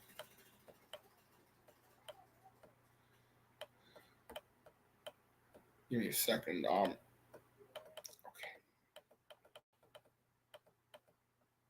There we go. My number 7. We had some really bad comedies where they were trying to be like the next Golden Girls, whether it's like A for Brady or Book Club 1 and 2. But what if I were to tell you that this movie makes all of those films look more well made in comparison? Yeah, you all know where I'm going with this. Number 7, The Fabulous Four, or as I like to call it, the not so fabulous 90 minutes of an advertising for fucking TikTok. Yes, you heard that right. You heard that right. This movie be nothing more than a 90-minute advertisement for TikTok. Yeah, you knew this would be on the list, especially with its running gag and subplot involving Marilyn, played by Bette Midler, and her unbelievable obsession with TikTok pissing me off to no end. The fact that this movie makes Book Club 1 and 2 and 80 for Brady look good in comparison really shows on how bad this was. And speaking of which, how about this idiotic scene where when Lou and Marilyn are fighting, Marilyn blurts out one of the worst lines I've ever heard in a movie. She blurts out,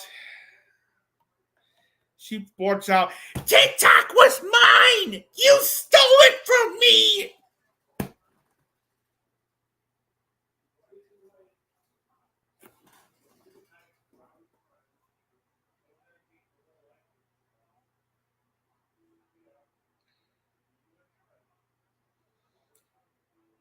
Hold on.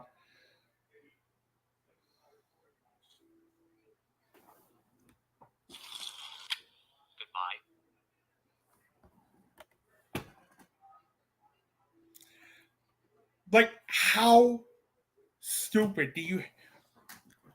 Like, was this movie written by an AI when they came up with that?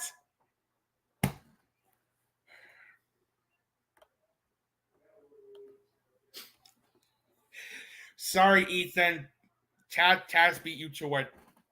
I love that. The fancy-looking fart heads. But... And of course, on top of the acting being terrible, with the only redeeming, most of the acting, with the only exception being Susan Sarandon, as well as the story being just a contrived mess, and the screenplay being something that looks like something that an AI would write. If you thought the ending, where if you thought Despicable Me 4's ending of the cast and characters singing and dancing to "Everybody Wants to Rule the World" was bad, how about this same scene where how about we do the same scene in the fancy looking fart heads, except they're all singing "I Can See Clearly Now the Rain Has Gone."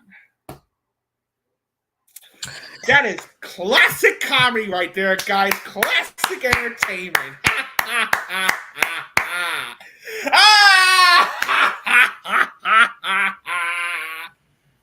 Not. Like I said, when the director of the Emoji Movie did that ending better, you know there's a problem. Yeah, really. Yeah, really. Yeah, really. Other than Susan Sarandon, just no. No. Yeah, that's why it's number 7 on my worst of list. Fuck this movie. My number 7 best is a movie I'm sure you're gonna lynch me for, but I'll just say save your torches and pitchforks until next episode when I talk about Transformers 1 and Joker 2. With that said, number 7 is The Watchers. M.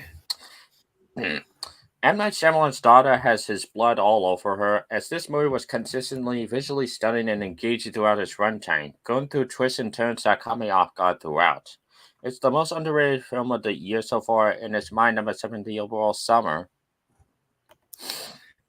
I wish I could agree with you, but sorry, man. I hated it.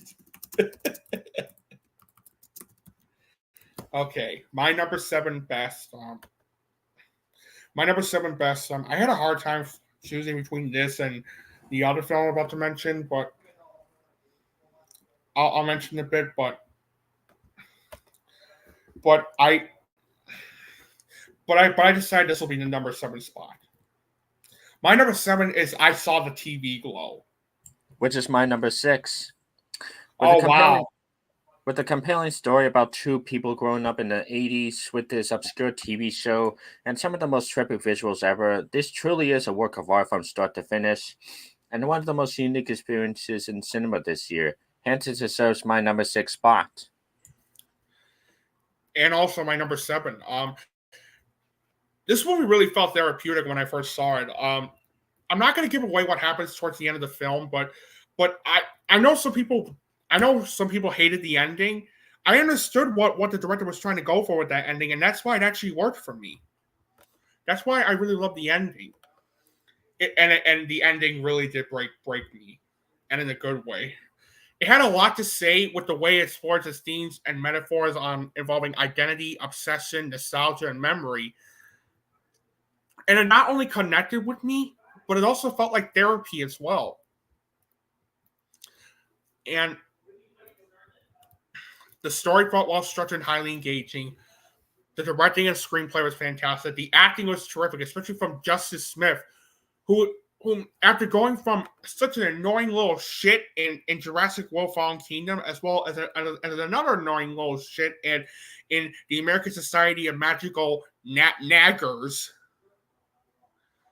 Yeah, you see what I did there with that South Park. I'm not going to say the other word because you guys get the point.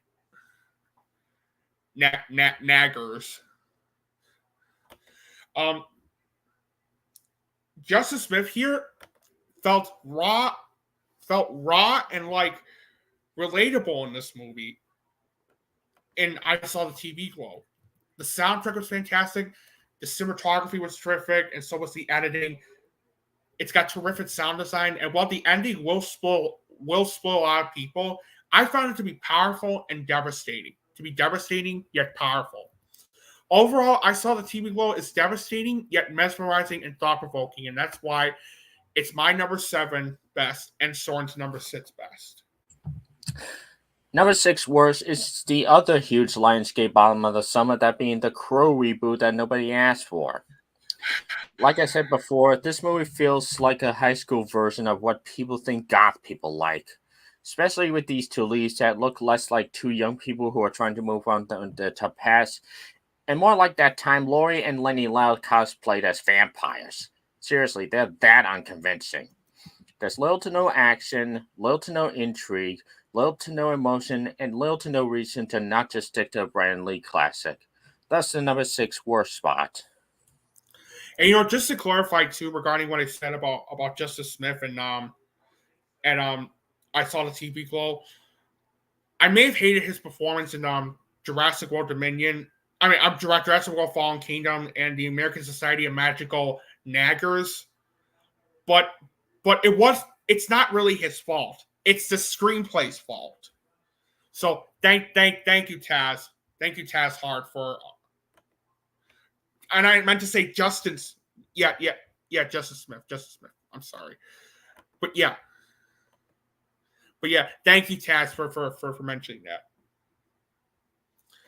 But anyway, my number 6 worst. Søren is going to mention this one in just a bit, but oh my God, was this? This was really hard to sit through. This was one of the hardest movies I've ever had to sit through this entire year. Not just this entire summer, but of the entire year as well. My number 6. Hold on. My number 6 is. There we go. My number 6 is Harold and the Purple Crayon. You see, way higher on my list.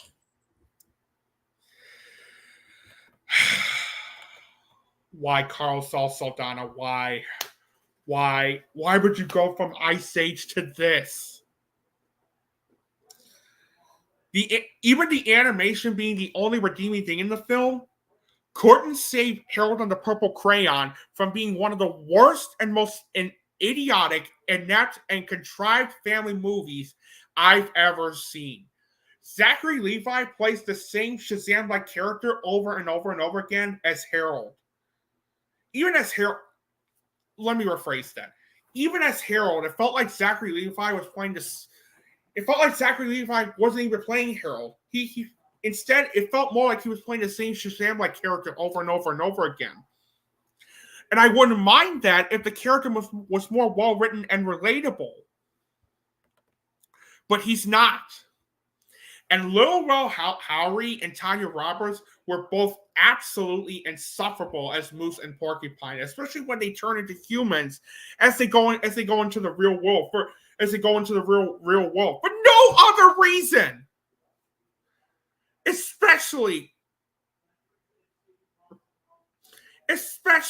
like, I'm not even making this up, by the way, especially Tanya Roberts as Porcupine. Like, what?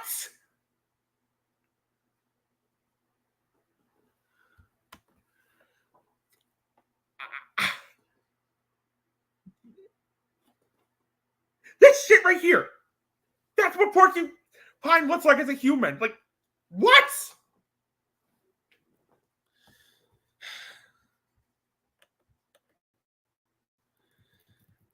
And the CGI effects, dear fucking Lord. Aside from Madam Web and some of the other films I'm about to mention at number 2 and number 1 that I'll talk about in a little bit, this has some of the worst CGI effects I've seen in the movie this entire year, especially when most of them look sloppy and unfinished. Yeah.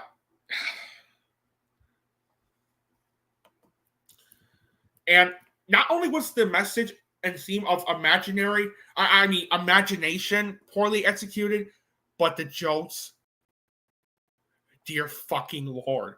Not only were some of them juvenile as fuck, but some of them drag on and on and on and on and on and on to the point where you just can't help but just ask the movie to. You can't help but just yell this. Hold on. It drags on and on and on to the point where you feel like shouting this. Get on with it. Yes, get on with it.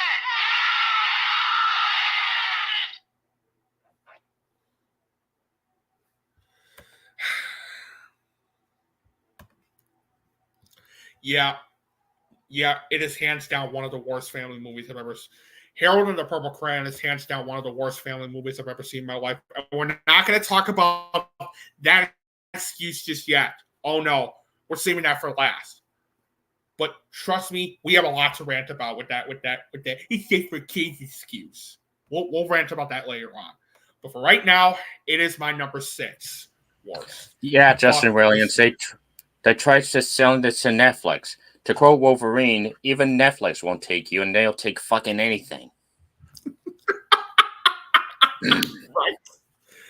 And I already explained my number 6. Oh, wait, my number 6 best. I forgot. Okay, my number 6 best is the recent one. It's one of the recent ones on this list, but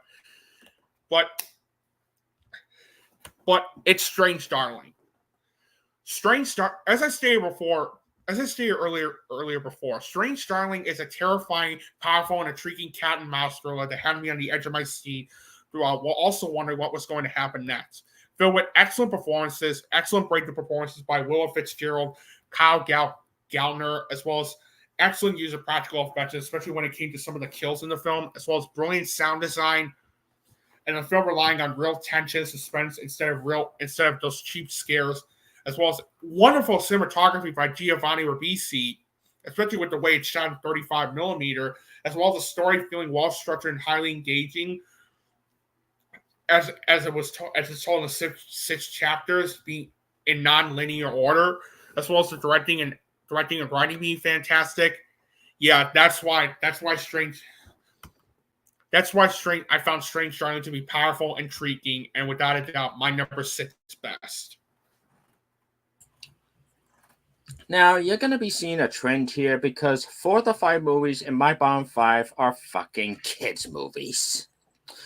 And my number 5 is a movie even I'm shocked isn't the worst animated movie of the year, the Garfield movie. This is the epitome of everything wrong with animated movies today. A nonsensical story, horrendous product placement, a cast that isn't even trying, and a vast misunderstanding of what made Garfield such an icon. After this movie, I'm going to crave Mondays right about now, and the Garfield movie is my number 5 worst. Oh boy, the 5 zeros I gave this summer. The 5 zeros I gave this summer. At number 5, we have one of the most idiotic horror movies I've ever seen. And at number 5, we have one of the most cliched and idiotic horror movies I've ever seen. And that is tarot. Involving the tarot cards. Now, it did have a decent premise involving. Now, the premise and the concept of involving tarot cards for a horror movie, that's a decent idea. Unfortunately, it came down to the execution. It felt so poorly executed with how cliched, contrived, meandering, and beyond idiotic the whole thing felt, especially with how cliched the story felt, and from how idiotic and cliched and predictable the jump scares felt, and from how, which I'll mention the jump scares a little on later, and how completely idiotic and forced the ending felt. Like, you mean to tell me this entire time that Paxton, played by Jacob Batalon from those Tom Holland Spider-Man movies, was alive this whole time, even though he was getting devoured in the elevator by the fucking fool? And the reason was because this was after his roommate opened the elevator door at the last second, which made the fool disappear? What?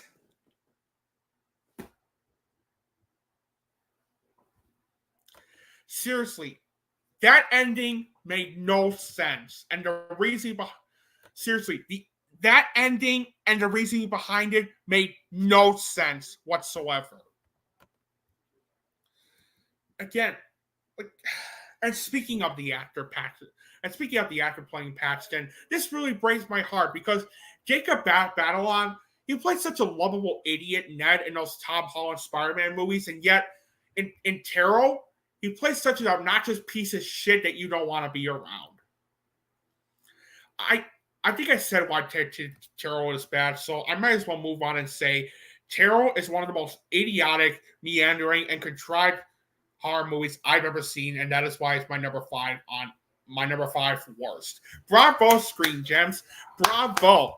And by the way, Screen Gems, I kind of liked it. Not. Number 5 best is this generation's The Raid, that being Kill. Besides a great premise and great actors, This movie is basically just a Sorry. two Guys, 2 hour. I do apologize for that. That was my brother coming in and asking if I want an ice cream. Give me a second. I'll be right back.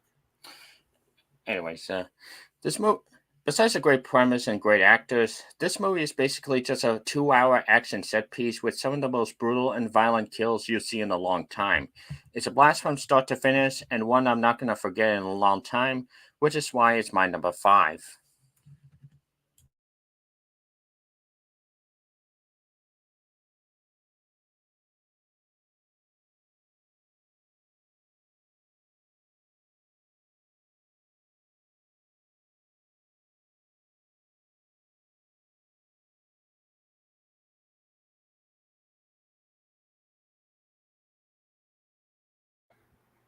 Sorry about that, folks. Had to answer this call, but had to answer it, but oh yeah, my number 5 best. I forgot. Anyway, my number 5 best. Let's see here. Give me a second. I'm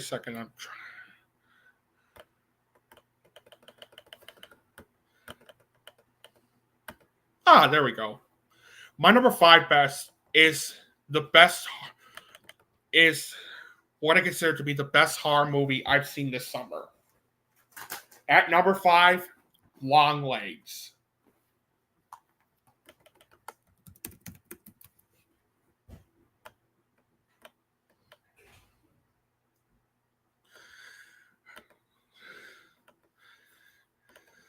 I absolutely love this movie. I absolutely love this movie. This was hands down one of the most disturbing yet powerful, chilling, and intriguing movies I've seen this entire year. And Longlegs did such a fantastic job with the way it explored its main theme involving evil, especially when it comes to serial killers. Like, my God, what a film! What a great movie, and what a fantastic job the movie did with the way it explored that too.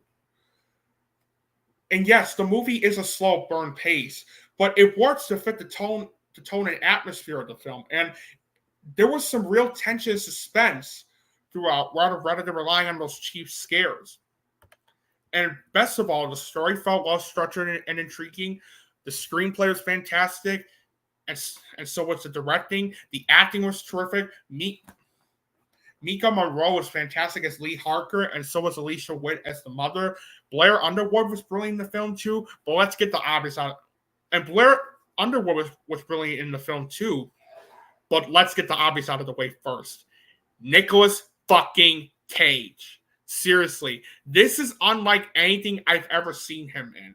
As Longlegs, not only does he deliver what I consider to be one of his best performances to date, but the makeup they did on him is nothing short of astonishing. And on top of the film having an eerie and haunting musical score, as well as terrific cinematography, brilliant editing,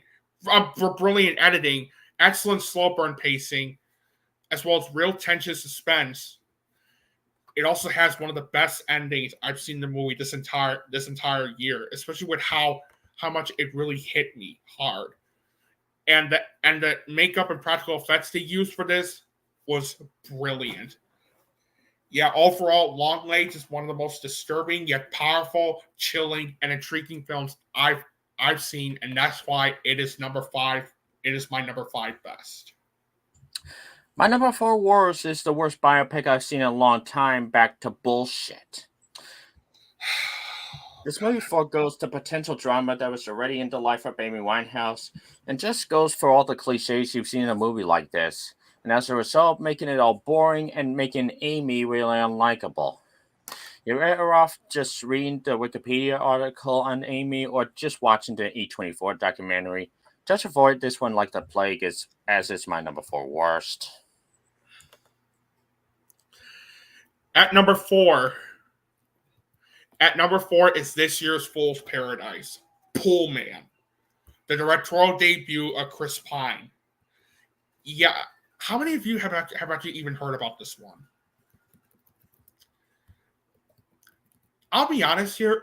I forgot that Pool Man completely existed until it came out this summer. Until I went over the rankings, and I was like, oh yeah, that movie.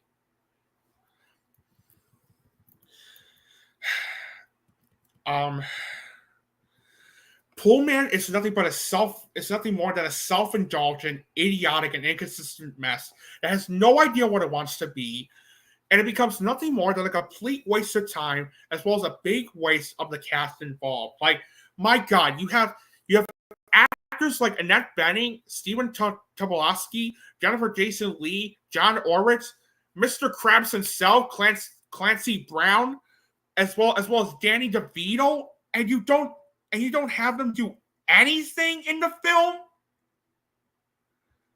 Like, what? Like, you don't give any of these actors any material to work with? And to make matters worse, the comedy in Pool Man is basically jokes with no punchline whatsoever. And other than Chinatown, this movie also references other films that I could be watching instead, like To Catch a Thief, starring Cary Grant, and Aaron Brockovich, starring Julia Roberts. As quoted by this one former reviewer at Channel Awesome, don't reference better movies I could be watching in your crappy movie. And what was the story of the film? Honestly, your guess is as good as mine. Because it's so all over the place and just really a clusterfuck of a mess. Yeah, that's why Pool Man is my number 4 worst. It's a clusterfuck. It's a clusterfuck mess of a film that deserves to be forgotten. Chris Pine, I do have some hope for you as the filmmaker, but this was not a good way to start out, dude. This was not. And that's why it's my number 4 worst. My number 4 best is the most underappreciated film of the summer, Thelma. This is a fun romp featuring some hilarious performances from the likes of June Squibb and Richard Roundtree that perfectly blends action and comedy with a bit of drama sprinkled in. It's bound to make you emotional from start to finish, and it certainly did it to me, hence the number 4 spot. My number 4 is the best Netflix movie I've seen this year so far. Richard Linklater's Hitman. Yeah, I really love this movie. Hitman was after 3 disappointing movies, which were after he made 3 disappointing movies, which were Class Flag Flying, Where'd You Go, Bernadette, and Apollo 10.5. Hitman was an excellent return to form for Richard Linklater. It was an excellent return to form for him. The film was also very unpredictable, especially with a couple twists the movie throws in that actually caught me off guard. And on top of that, not only was the story highly engaging and Richard Linklater's directing fantastic, but the screenplay that he and Glenn Powell wrote for the film was fantastic, and due to how witty, clever, and well-written the dialogue felt. The acting was terrific. Glenn Powell, as I stated before, gives out one of his finest performances as Gary Johnson, while Adria Arjona was fantastic. Adria Arjona or Adria Ona. I'm sorry if I mispronounced that, but she was fantastic as Madison, and the chemistry between her and Glenn Powell, pitch perfect. It's got an excellent soundtrack, terrific cinematography, great editing, and great pacing, and as well as a clever plot twist. The comedy felt very well executed as well. I mean, the line deliveries and jokes they threw in the film are nothing short of outstanding. That they had me laughing so hard. And on top of that, the ending was absolutely terrific. So yeah, overall, Hitman is smart, funny, clever, seductive, wildly entertaining, and a brilliant return to form for Richard Linklater. I really love this movie, and that's why it is my number 4 best.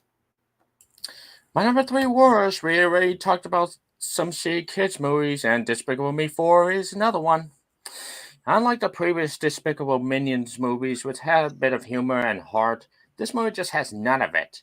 Instead, it's nothing more than a collection of stupid subplots that mean nothing and go nowhere, featuring jokes that are about as entertaining as watching Jews get slaughtered during World War II, all leading up to an ending that almost made my head explode like scanners. After this and a Minion sequel in 3 years, I really hope they stop this franchise as these movies keep getting worse and more unnecessary. And this one's my number 3. Okay. Now my top 3 of the worst. They're all Lionsgate movies.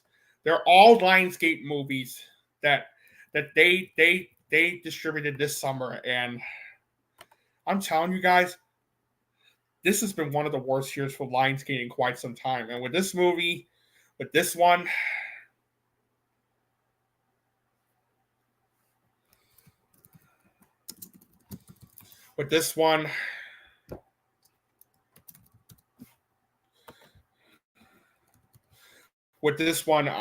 okay. With this one, this is no exception.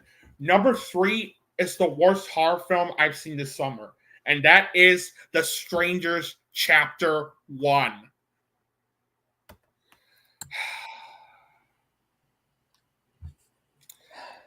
Oh yeah, you know it's about to get ugly when there are 2 more movies that came out this summer that were worse than The Strangers Chapter 1. What? Sorry, my phone is getting... Mind resorts to getting all the fish guys with the dehydration gun. Cool. Hey, wait, so he'll use it on these guys, Wait. not the syndicates? Oh.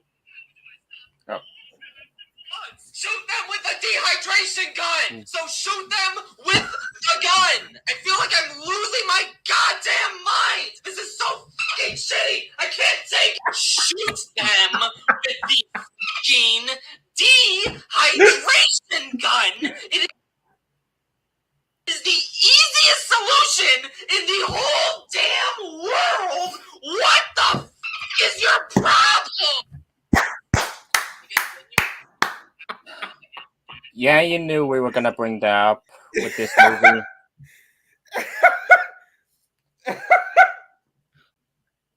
Y'all knew we were going to bring that up again.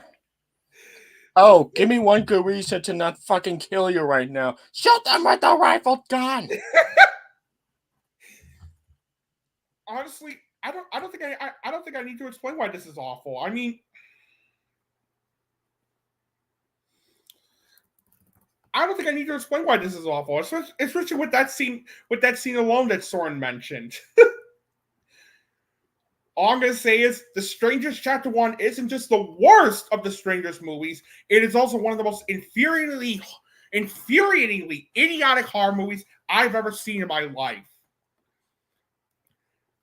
And we already mentioned this. We already mentioned that scene. But on top of that, the story felt like an idiotic carbon copy of the first Strangers movie, and the jump scares. The motherfucking jump scares. Like, seriously, how many fucking times do I need to say it again and again? If you're going to do jump scares in horror movies, do not use them for the sake of it. Not only should you build tension and then release it, but you need to have something unexpected happen before releasing the scare. Like, look at Oddity earlier this summer, which came out like 2 months ago. That movie did have jump scares, but here's the thing. The jump scares were few and far between, mainly because of the movie delivering real tension and suspense. And when the jump scares do pop up, they came at unexpected times to the point where not one of them came across as being cheap or predictable. With jump scares in The Strangers Chapter 1, though, it's the exact opposite. It's jump scares not only there for the sake of it, but also predictable. There's your answer. No. One of my least anticipated films of next year. And if the third act wasn't infuriating enough, as well as that line, which Søren, you beat me to it, Søren. You really beat me to it. I apologize for none of it. But yeah,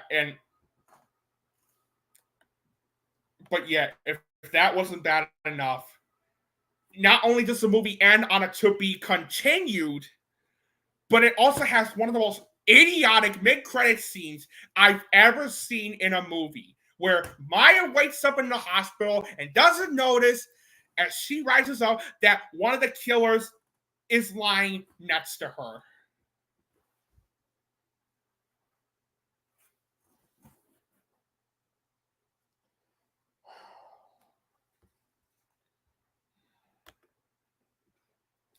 Just why?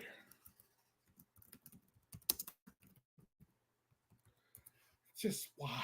Why?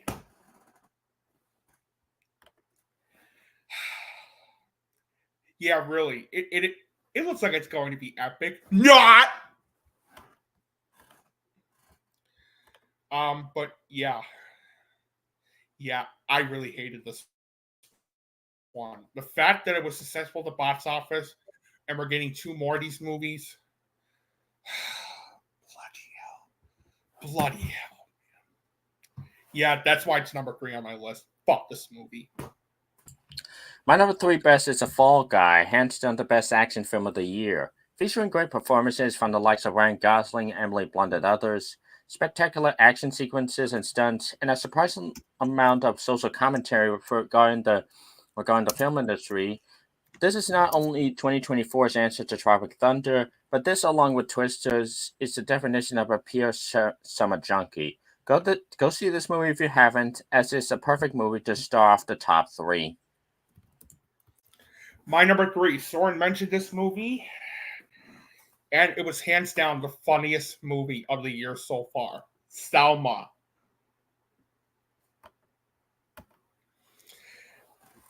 I love this movie. I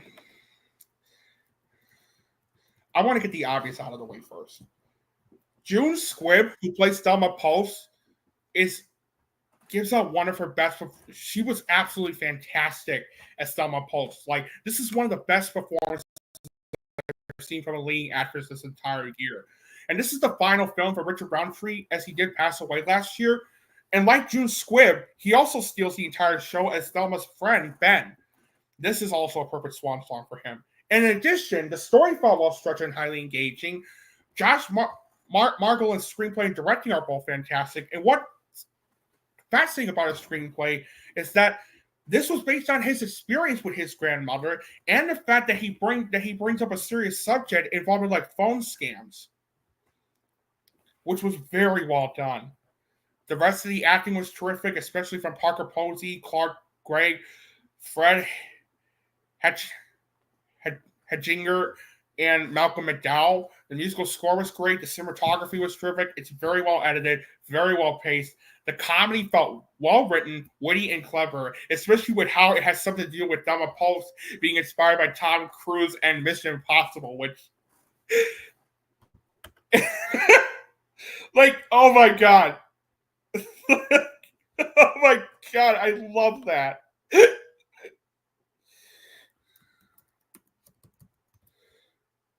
Oh my god. And the themes of aging and family felt very well executed and relatable. And it has a great ending, as well as like one of the funniest explosions I've ever seen in a movie. Like, when you see it, you'll know what I'm talking about.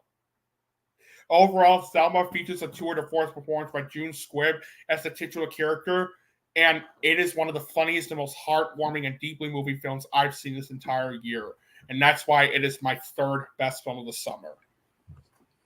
My number 2 worst is, surprise, surprise, yet another kids movie that made me want to blow my brains out. Harold and the Purple Dildo.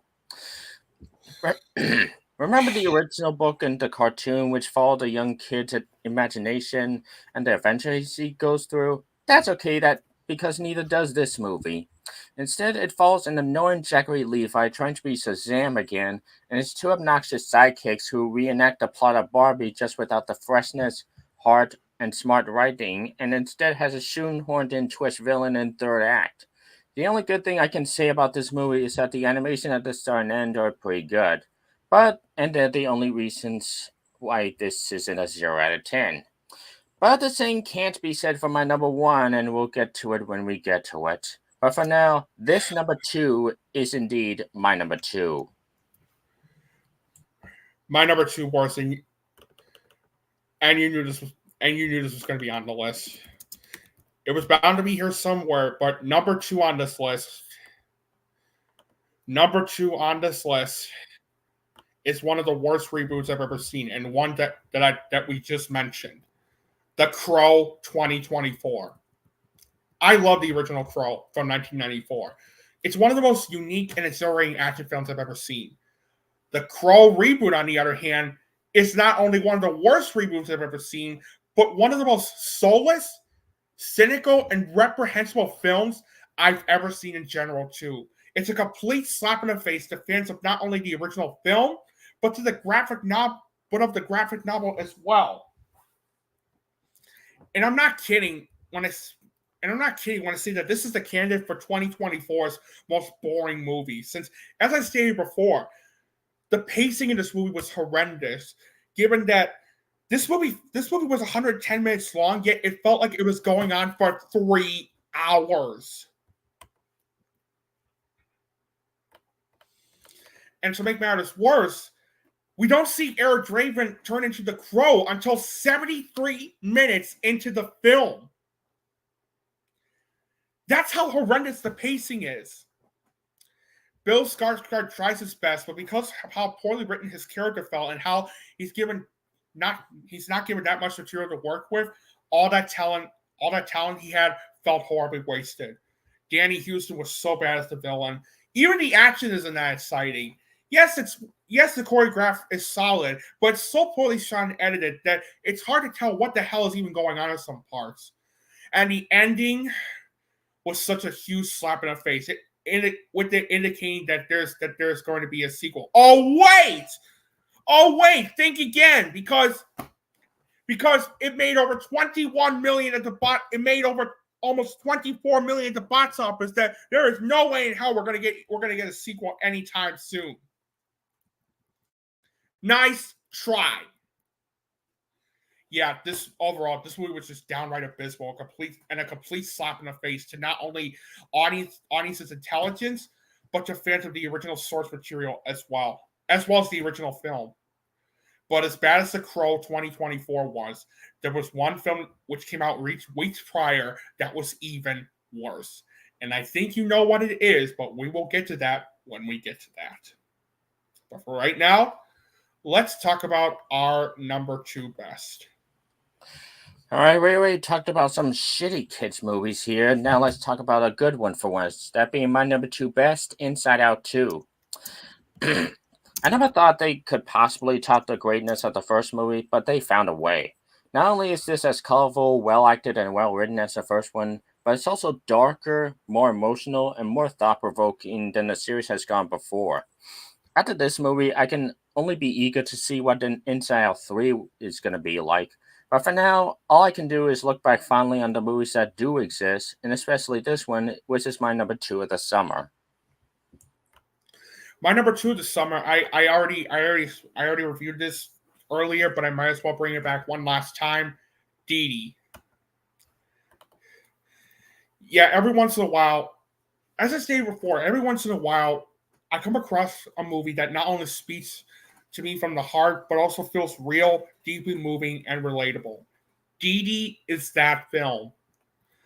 Not only was Sean Wynn's directing fantastic, as well as the screenplay in terms of how real and fleshed out and relatable the characters felt, but Isaac Wayne delivers such a riveting breakthrough performance as Chris, while Joan Chen gives out one of the best supporting performances I've seen this entire year as the mother.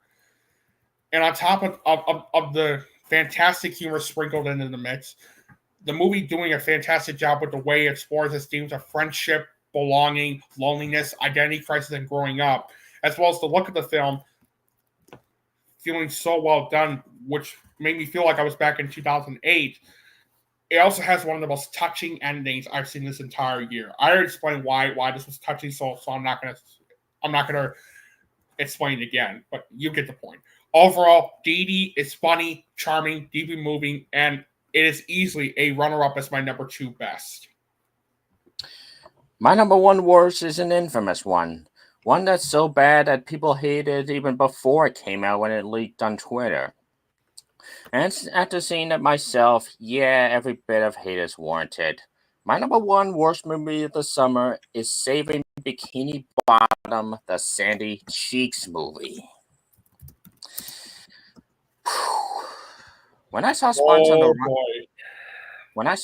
on the Run 4 years ago, I didn't think anything would top that as the worst this franchise has done.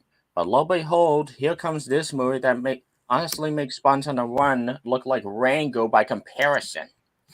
From the pacing that's pretty much just 50% filler, to the story that makes little to no sense, to the animation which wouldn't even qualify for a screensaver. The characters are either obnoxious or not even of worth. The music is a joke, and 99.99% of the jokes fell flatter than the characters in front of the live-action footage. This movie is just focused more on jingling the keys in front of the little kids, and less on character, story, and giving a unique experience. And it's the epitome of everything wrong with the animation industry today.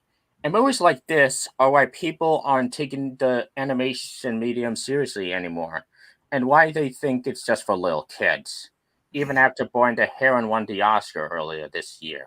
So that's why Bikini Bottom is not only the dog of the summer, but it's also competing with Man Bullshit as the worst film of the year, period.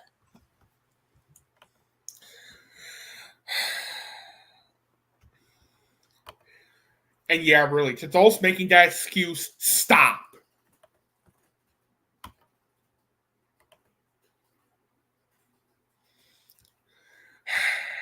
My number 1 worst. My number 1 worst film of the summer. You guys knew this was coming. I thought I would mention this movie. You guys knew it would be on here on the list, and yeah, this was number 1 on the list for a good reason. My number 1 worst film of the summer is Borderlands, directed by Eli Roth. Are you even surprised? Borderlands isn't just one of, if not the worst movie based on a video game I've ever seen. It's also one of the ugliest and most reprehensible movies I've seen in general, too. It's a huge insult to not only fans of the games, but to the audience's intelligence as well. And this is the second movie I've seen this year, the first being Man of Web, where it suffered trouble production, and the final product turned out to be much worse than I expected.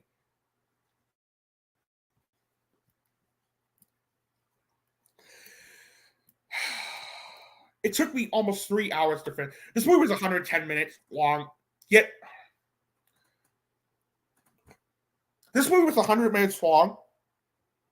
It took me almost 3 hours to finish it. 3 hours! I never had this experience in quite some time where I had to take so many breaks because of this one particular character annoying the shit out of me. And I think you know where I'm going with this. Claptrap. Claptrap is hands down not only one of the worst characters I've seen this entire decade, but one of the worst movie characters I've seen in general, too. Like, oh my god. Not only is he a comic relief just for the sake of it, he's a comic relief amped up to an 11 for the sake of it. For the sake of not shutting the fuck up. He never shuts up. You know what? Logan, take it. Oh, you're a fucking joke. No wonder the Avengers didn't take you, or the X-Men. They'll take fucking anyone. I mean, you are a ridiculous, immature, half-wit moron. I have never met a sadder, more attention-starved, jabbering little prick in my entire life. And that says a lot, because I've been alive for more than 200 fucking years. I'll tell you, that bald chick was right about one thing. You will never save the world. You couldn't even save a relationship with a goddamn stripper. Motherfucker, I wish I could say you die alone. But it's one of God's best jokes that you can't die, except it's on all of us. I cannot say it better myself. Yeah, really. Like especially at the end of the post-credit scene, especially at the end of the movie, and during this mid-credit scene where I'm not even making this up, by the way, where hey, don't leave. I want to stay. Make a joke. Hey, more jokes. Where are you going? I want to be a more annoying little shit. Here comes another joke. Let's. You want to hear another joke? Let's hear another joke. Let's hear. Oh, shut up. Thank you, Adam Sandler. Yeah, to say this is Jack Black's worst performance to date would be an understatement, and it's unfortunate considering the fact that he was really good as Bowser last year. He was really good at voicing Bowser last year in the Super Mario Bros. Movie. So, what happened? What the hell happened?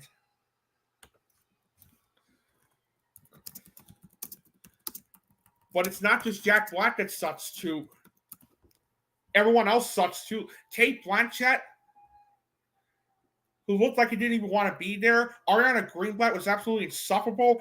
While Edgar Ramirez, Kevin Hart, Gina Gershon, and Jamie Lee Curtis are all horribly wasted in this movie. And not only was the story such an incomprehensible mess, but this also has one of the year's very worst screenplays, as well as sloppy and atrocious directing by Eli Roth.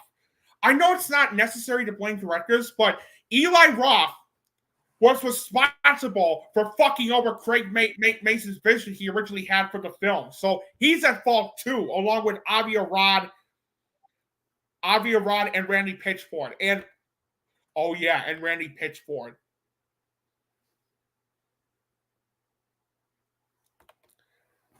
I have one thing to say to you, Randy Pitchford. Grow the fuck up.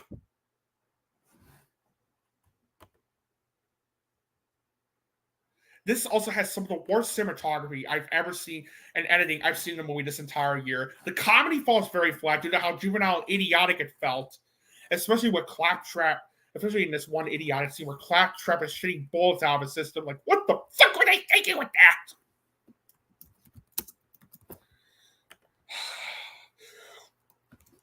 What the fuck?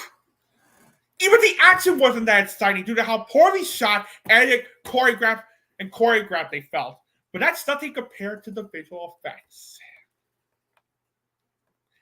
This movie, like, I'm not even kidding. Aside from Madam Web, this has some of the worst visual effects I've ever seen in a movie this entire year. Like, this movie cost 110 to 120 million to make, and yet the visual effects look more cartoony than the game itself. And not just that, most of them look like something out of a PS2 game, as well as looking unfinished. Inexcusable. Yeah, this movie sucks. What else needs to be said about why Borderlands is the worst film I've seen this summer? It's annoying, it's inept to the 10th degree, and worst of all, it is one of the ugliest and most downright reprehensible movies I've ever seen. Fuck this movie, and a double fuck you to Lionsgate, Avi Arad, and Randy Pitchford. And to Eli Roth, shame on you for not only sloppy direction, but for screwing over Craig Mason's vision over as well. Shame on you! That's why it's the worst film of the summer. Fuck this movie. Now, as for the best of the summer, I thought for sure Inside Out 2 would be the easy contender. But after seeing this movie in the theater and having it stay in my mind for weeks on end, I felt like I had to give it the top spot. With that said, my number one best movie of the summer is Sing Sing. That's also my number one. Talk about the little movie that could. This movie went from being little heard of to sweeping film festivals throughout to being the front runner to win the Oscar next year. Its performances from Coleman Domingo to some of the others, the fantastic cinematography and music, and its themes about art, specifically theater, bringing the best out of the worst of people, really resonated with me. The story about a group of inmates, the story about a group of inmates, both rightfully and wrongfully committed, trying to recoup any sense of sanity through this theater program, is both compelling and emotional throughout its runtime. It's an experience that aged like wine in my eyes. And before a certain movie we'll get to next week, this topped Elizabeth's Doom Part 2 as the best film of the year. So reasons like this are why Sing Sing is the best film of the summer. And yeah, it's also my number one best of the summer. I love The Fall Guy. I Saw the TV Glow. Furiosa, Mad Max Saga, Richard Linklater's Hitman, Inside Out 2, The Bike Riders, Thelma, Long Legs, Kneecap Between the Temples, and Strange Darling. But Sing Sing is that one film I saw this summer that really struck a chord with me. It's not just a great story about redemption and humanity. It's also a great story about the power of art and theater and why it's always important to us in our lives. Coleman Domingo gives out what I consider his best performance of his career as John Devine G. Whitfield. His performance felt so compelling and raw that at times I forgot he was even playing a character. Oscars, please, do not snub this guy for Best Actor. Please. And the rest of the acting was brilliant too. Especially from Clarice Macklin, who delivers one of the best supporting performances I've seen this entire year, especially given the fact that he, in real life, was also one of the former prisoners of the Sing Sing Correctional Facility. How cool is that? That you get somebody like that to come on a film like that. The story felt highly engaging. The screenplay was fantastic in terms of how well written the dialogue felt and how real and fleshed out the characters felt. Excellent directing, brilliant musical score, terrific cinematography, brilliant editing. I was also surprised how the movie had some good amounts of humor sprinkled into the mix too. The themes of humanity, redemption, the power of art felt very well executed. It had terrific pacing, and it also had one of the best endings I've seen in the movie in 2024. Overall, Sing Sing features Coleman Domingo's finest performance he's given out in his career, and it's compelling, heartfelt, riveting, and without a doubt, my number one favorite film of the summer. Well done to everybody involved. Well done. And that's why Sing Sing is Søren and I's number one best movie that we both saw this summer. Well, that's it for tonight's podcast. Hope you guys enjoyed it. Hope you guys had a lot of fun watching it. I sure as hell did. Thank you guys so much for joining us on this podcast. Be sure to subscribe to Søren Saunders on his YouTube channel. The link is in the description below. Give him the love he absolutely deserves. He's a great person to talk to as well as hang out with. And until we see, and be sure to look out next Wednesday when we not only have the 50th episode of the FilmBrony Podcast, but also the Halloween. But the 50th episode will also be a Halloween special as well. So look out for that, guys. So until we see you again next Wednesday, October 30th, for the FilmBrony Podcast of the Halloween edition, and as well as the 50th episode of the podcast, have a great day. Have a great night. And as always, take care of yourself, both physically and mentally too. See you later.